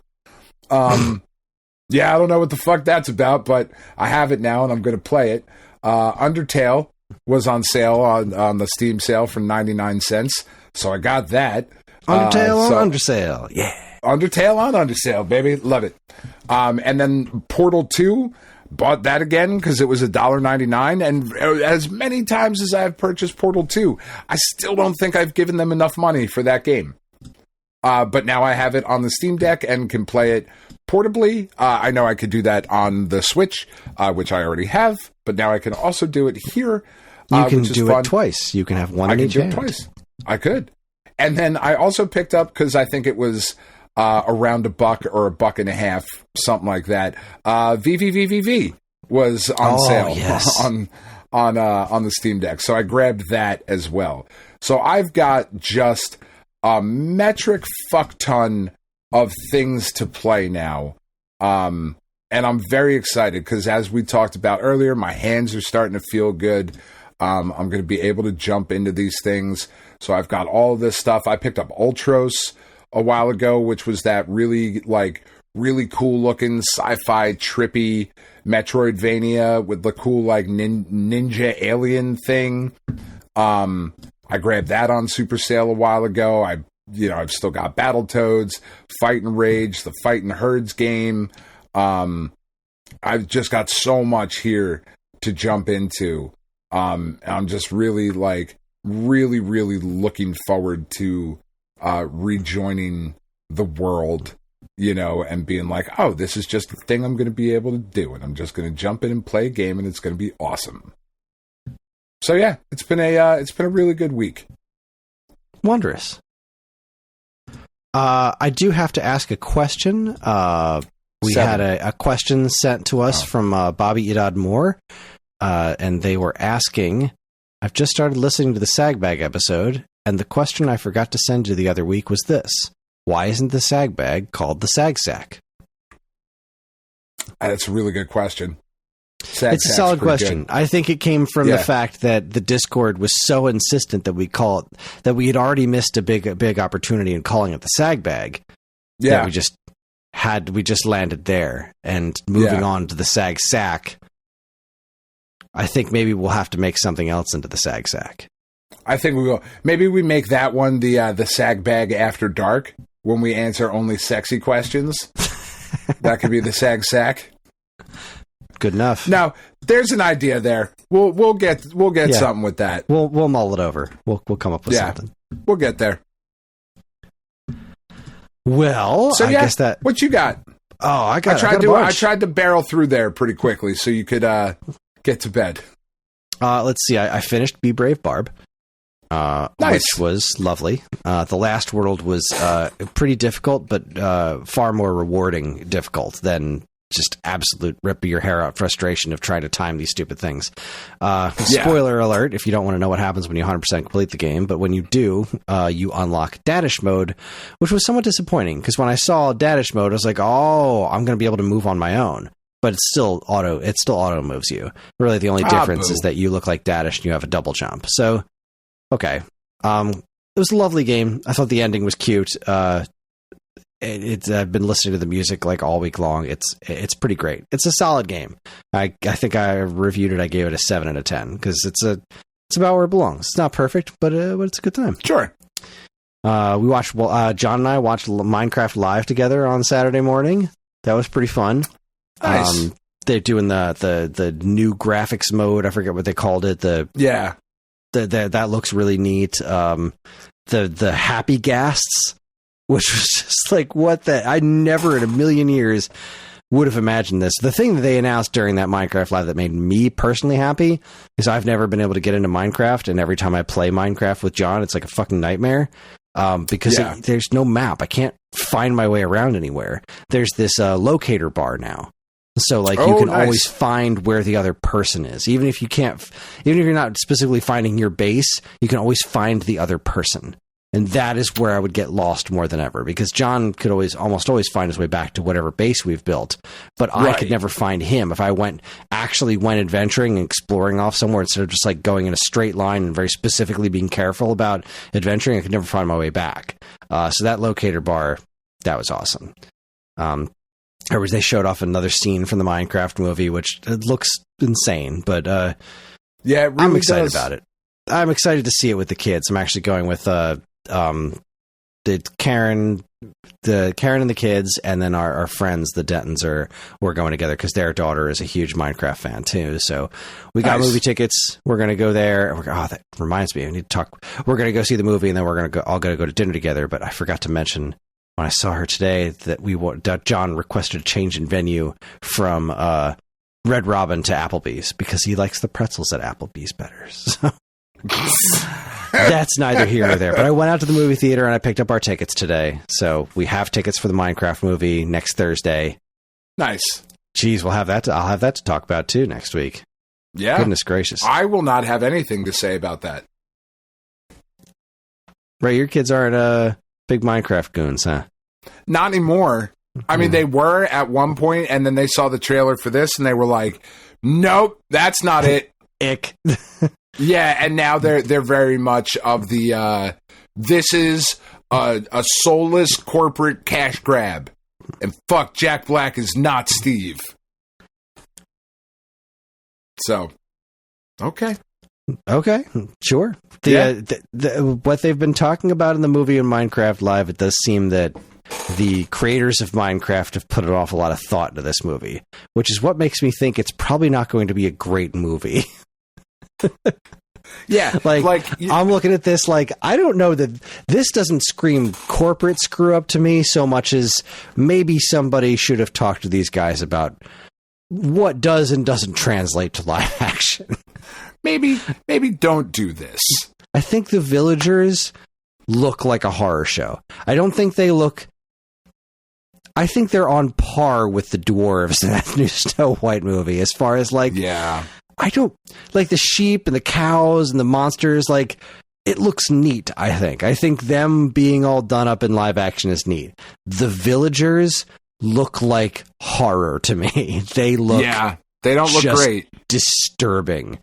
But, like, what else could they be? That's what those models are. But those models are fucking weird to begin with. The weird noses, and they're always walking cross-armed. Like, that's one piece of Minecraft I've never even remotely understood is, like, what are these supposed to be? I don't get this. This is a disgusting design. They were just a design. Like, I think that's what it is, though. Like, they were just a design. But they were a shitty design. Sure. They've always been hideous to me. I don't know. Anyways, I think the movie looks pretty fun. But really just seeing it through their eyes. Like, John is so and that's into what Minecraft. it's all about. Like, I am all about sitting there, and I hope this movie leaves more of an impression on him than... like, he loved the Mario movie, and we talked about that for a while. He liked the Dogman movie. He didn't talk about that very long. I'm hoping the Minecraft movie just lights his imagination on fire, and I'm hoping that's what dinner is all just us sitting around talking about this stupid movie. Yeah, I hope so, man. That would be awesome. My friend, I was having a shitty morning this morning. I woke up, and I went to the gym, and neither of my gym buddies were there, so I was just, like, riding solo. And doing exercises and sweating my face off, and I didn't sleep extraordinarily well the night before, and the kids were pissing me off. But then I came home, and I got the wonderful news that my friend Kat had her baby. Oh, that's awesome. Big fat congratulations to the most Irish name I have ever heard in my life. This kid couldn't be more Irish if his name was McIrishman. The kid's name is Murphy Patrick McMullen. Oh my God. That's great. Right? What a great name. Like, fucking wow. Fucking nailed it. That's outstanding. I had a thought as my facial hair is growing back in. Like, I have eyebrows, those are back. My eyelashes are back. My facial hair is starting to... I had to shave it for the surgery, but now it's coming back in again, and I'm very excited about it. But as we all know, Ryan is not my actual last name. It's just the name that I use, for blah, blah, blah, whatever. Because I think I'm more important than I am.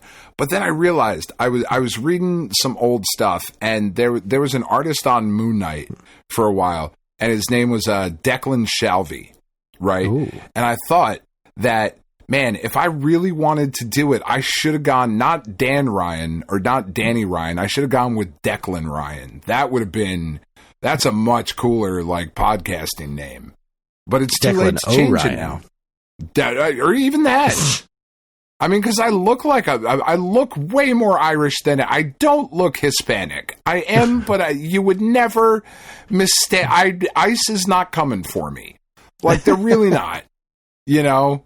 I look like an Irishman. So Declan Ryan, that's a good... That might be my porn name if I ever do that. I don't know. All right. Or maybe we'll go Declan Ryan at some point. It's not whatever fucking McIrish face you just said, though. Jesus Christ. Yeah. Pretty serious. The kid's sister's name is Maggie. Like, these could not be more Irish if they tried. That's outstanding.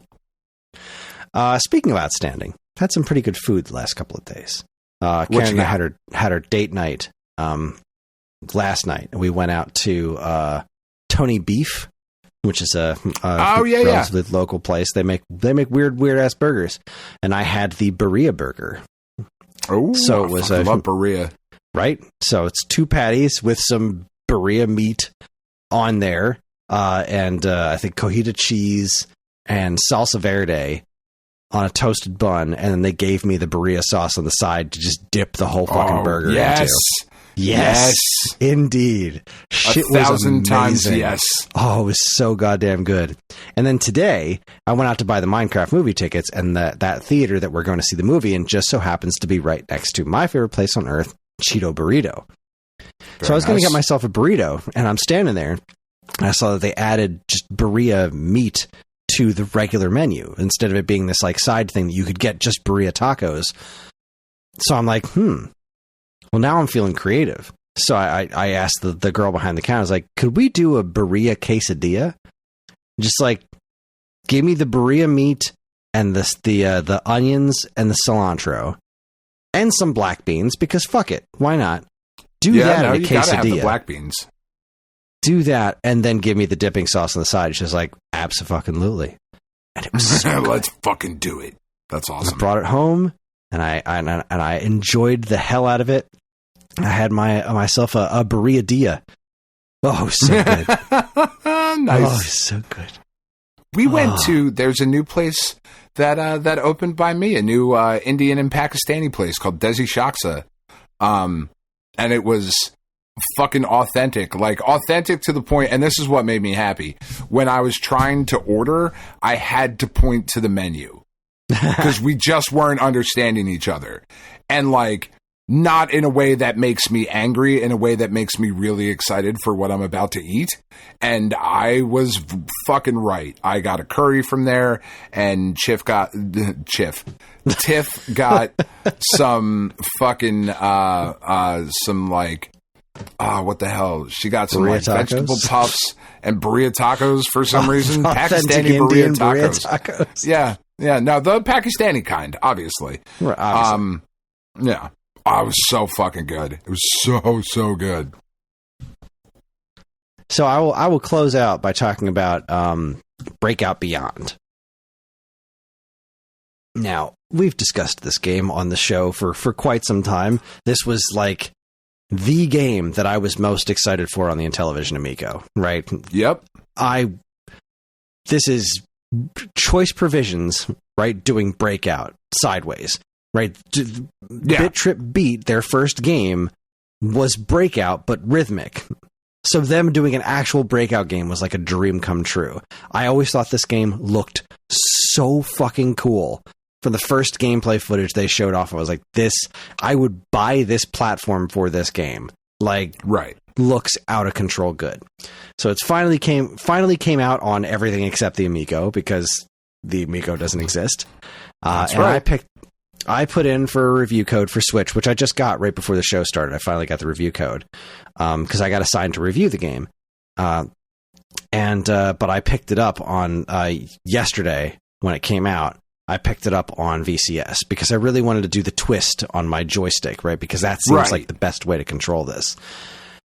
This game has lived up to every expectation. It is so fucking good. It is so good. I am dog shit at it, but I think it's because of my controller. And I finally had somebody else to talk to who owns a VCS to actually discuss this with, and I do think there's something wrong with my joystick.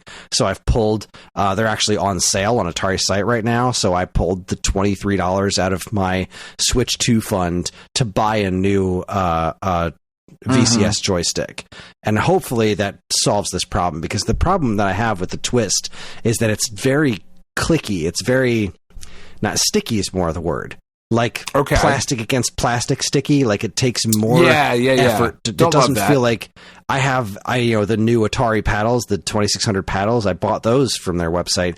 It doesn't move smoothly like that.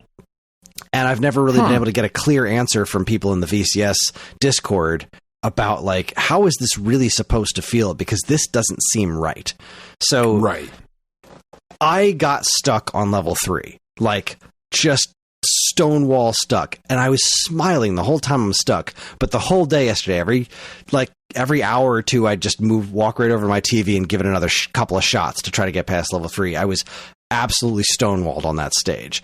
I finally finished it, and that's when the game really started exploding, because in level 4 you start to meet the power-ups in the game. Your Arkanoid style things, like your thing will shoot lasers out of it, or you'll get a multi-ball, or you'll get a power-up where it'll explode a bunch of the blocks around them, like Missile Command style explosion, like just really cool stuff.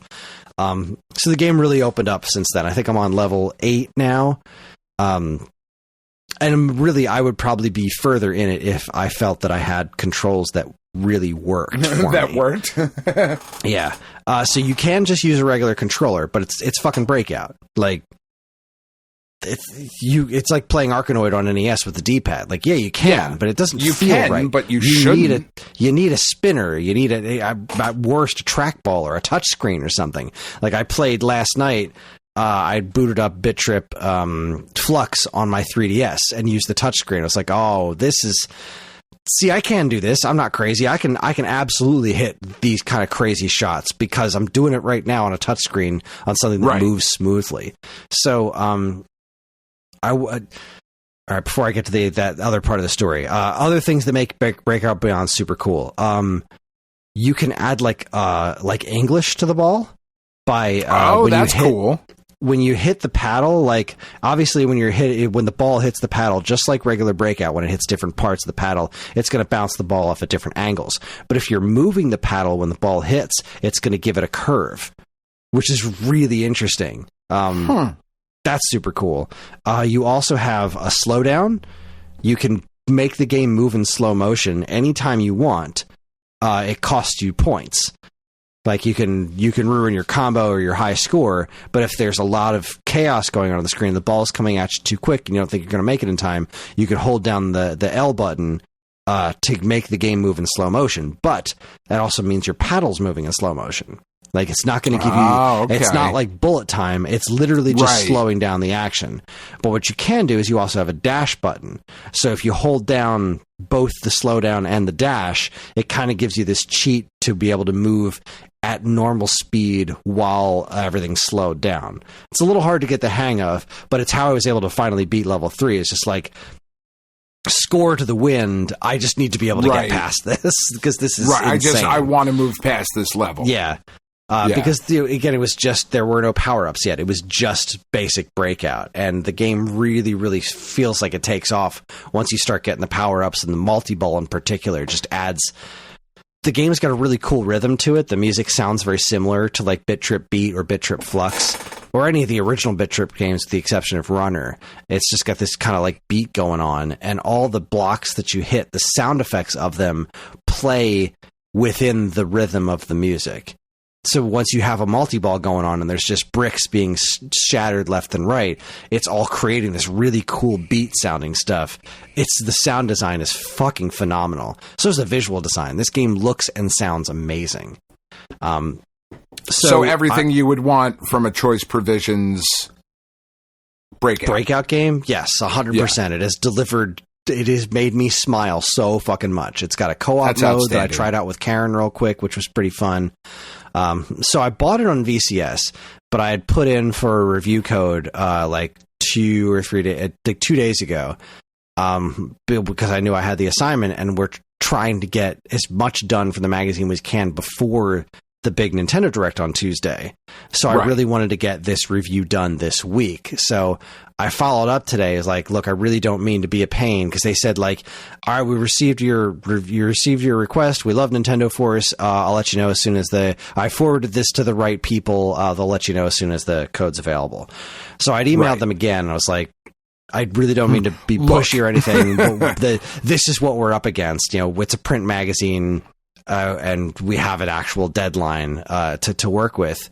But if a review code's not possible, could you at least within this period of time? Because I figured I'd get one eventually. But like, if it's just not going to come within the next day, could you at least answer some questions about the differences between the VCS and the Switch version?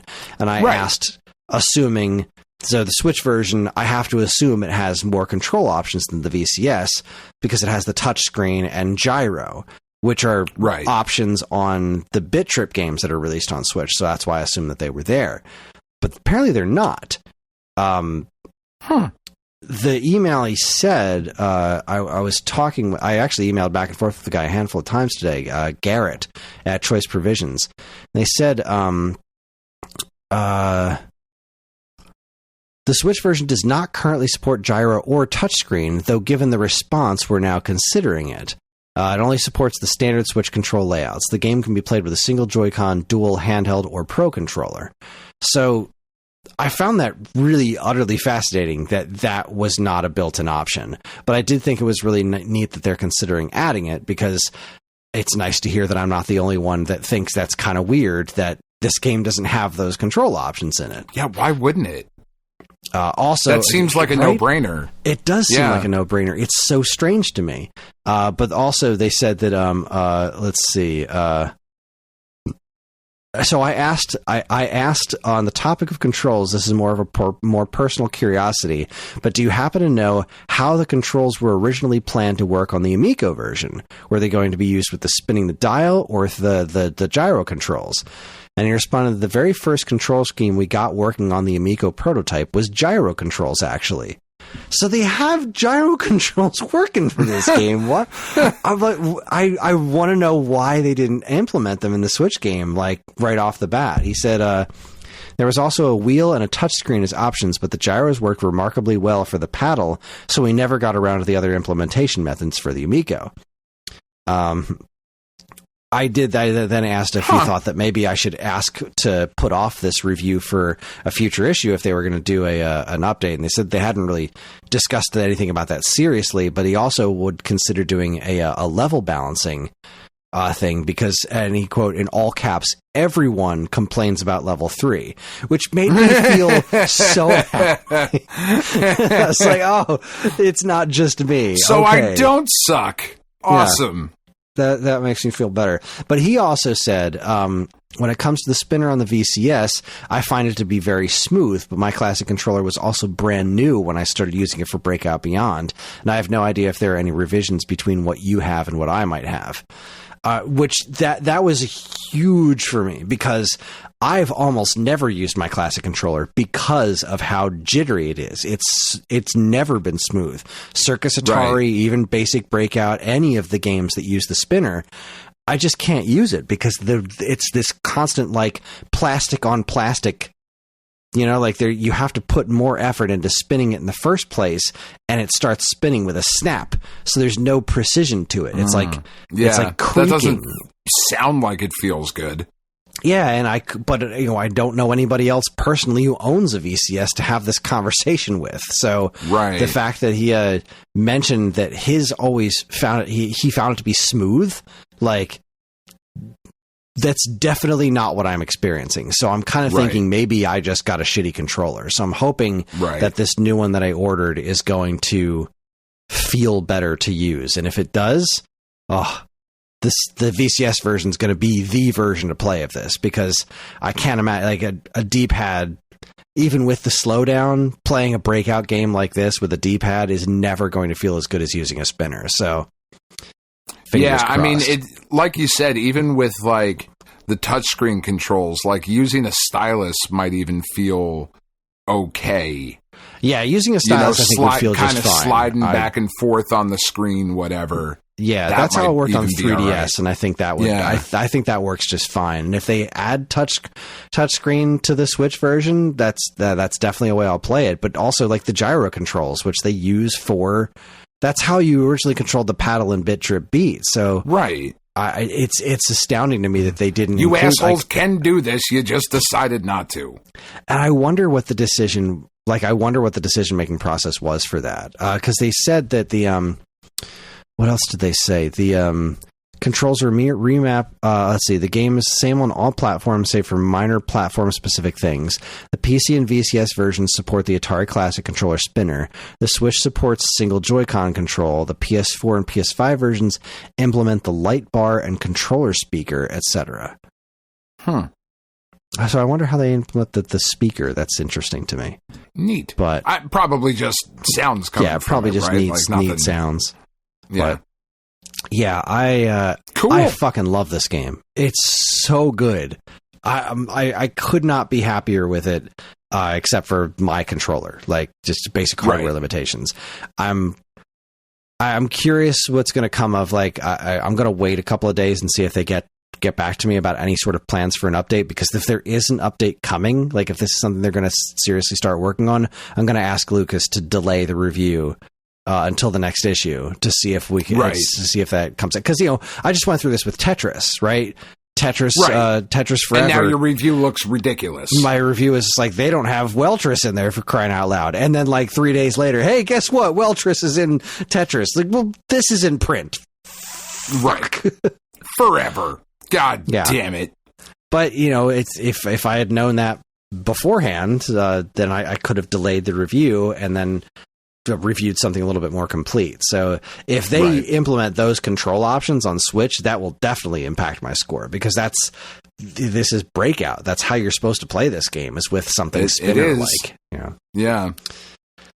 So yeah, I'm over the moon for this game. I can't wait to play more of it. I haven't turned off my VCS in 2 days now because I just don't want to go through the startup sequence. I just have it sitting on in standby mode to jump right back in and play another stage whenever I get a few minutes, because that's awesome. It's just marvelous. Love it so much. That's great, man. That makes me really happy. I'm so glad this game came to other platforms. I'm so happy about it. I was so afraid this game was lost forever. No, warms my heart. And tomorrow I get a Nintendo Direct. God, today was a fucking roller coaster. I start off with a shitty day, and then I get home, and I'm all grumbly, and I finish walking the dogs, and I get down to my desk. I'm like, all right, fucking get this work done. And I get a text about my friend's baby, and then I get the notification about the Nintendo Direct, and then Marvel starts this 5-hour stream with cast members, and I'm like, fuck. Now I'm on overload all day long, and I get to record the podcast to talk about all this shit tonight while I'm having an email chain with one of the developers in Breakout that I'm fucking loving. This day turned around in such a bizarre way, but I've been so tired. I worked hard at the gym this morning.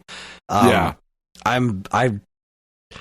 changed a bit of my routine of my form to be I'm just kind of going in there doing whatever feels natural, and I'm trying to learn things about what's the right way to do it, and fully extending, going slower and focusing on form with less weight, right? Because I'll go in there and be well, I feel like I feel like a wuss being in here putting it on something like 30 pounds, but if I'm doing 50, now you're in there clanging and banging. But I put it down to the 30 pounds, and I'm I'm going to do 50 reps, and I'm going to do all of them. So I start, and it's it feels like absolutely nothing. But after a couple of minutes of having my arms out to the side, my arms are starting to get tired, and the weight's starting to feel like more weight. And that's what's going to work for me, because that's what I need. I don't need to just do this half motion. I need to strengthen the whole muscle by using the entire motion. Right. So it's fucking harder. It's a hell of a lot more difficult, but it's harder to do it right. Yeah, it is indeed. But I'm definitely feeling results. I actually spent a little bit of money on some new shoes, and a couple more pieces of gym clothes, since I'm going 5 days a week now. I'm, and just wearing brighter clothes and trying to. I've basically worn nothing but baggy, dark-colored T-shirts for a long time, and that's not my personality. I'm an optimistic, bright, and colorful fella. So I'm trying to.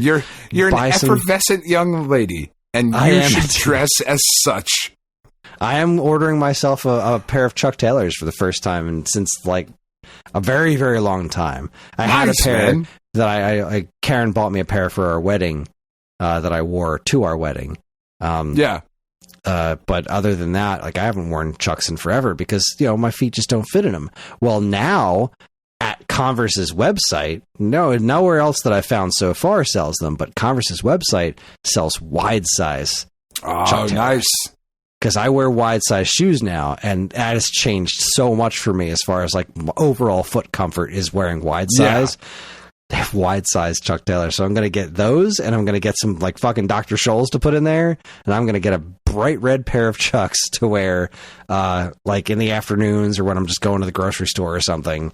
I'm really excited about it because I used to wear Chucks all the time. They were my favorite shoes, and then I just couldn't wear them comfortably anymore. There's no arch support or any kind of shit or anything. Oh yeah, no, they suck. It just isn't. They're a terrible pair of shoes. But at the same token, I think they will work for my casual, walking around not doing exercise stuff. I got two. I went to a buy one get one half off sale at the Skechers store. I got one pair of shoes for the gym, one pair of shoes for walking the dogs, and then I'm going to have the Chuck Taylors for the rest of the time, besides my sandals once the weather's nice enough. But I think that's enough rambling. I think it's time to wrap things up. All right, bag it up.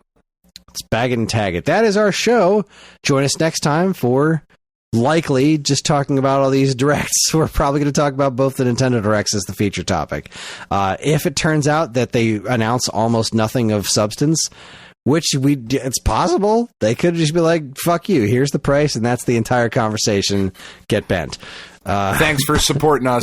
Now here's a 27.5-minute video of how fucking great we are. Eat our shit. If that is the case, if both the Switch and Switch 2 Directs have nothing of value to talk about, we'll do the Cartoon Express. Otherwise, we're going to fuck with the schedule, and we're going to dedicate our next episode to talking about all the Switch news. So, which is what we're definitely doing. Yes, I cannot imagine this is going to be a bust. We're on most social media platforms, and if you want to get in touch with us, we aren't very difficult to find. All it takes is a quick look at our show notes, and you'll see links to our social media accounts, as well as all manner of other fun stuff, like a link to our namesake, StoneAgeGamer.com, and more useful links than you can shake a joystick at. You can shake a sticky and shitty joystick at. If you'd like to get early access to this show's episodes, as well as a bevy of other shows in the Geekade Podcast Network, check out our Patreon, also linked to in the show notes. It helps keep this show running week after week, and all our patrons are loved and appreciated. And apparently there's going to be a new podcast that Dean's doing. Keep your eyes peeled for that. Okay. This show's theme song, Squared Roots, was written by Banjo Guy Holly. No, he went ahead and pre-recorded a handful of episodes, so there's a couple in the can ready to go. All right. Squared Roots was written by Banjo Guy Holly. You can learn all about his wonderful music and more by following a link to his YouTube channel, also in the show notes. And finally, as always, we'd like to thank our intrepid editor, Evan, for making the show listenable for all you folks. And we'd like to thank all you folks for listening in the first place. That's it. On behalf of Dan and myself, keep playing games.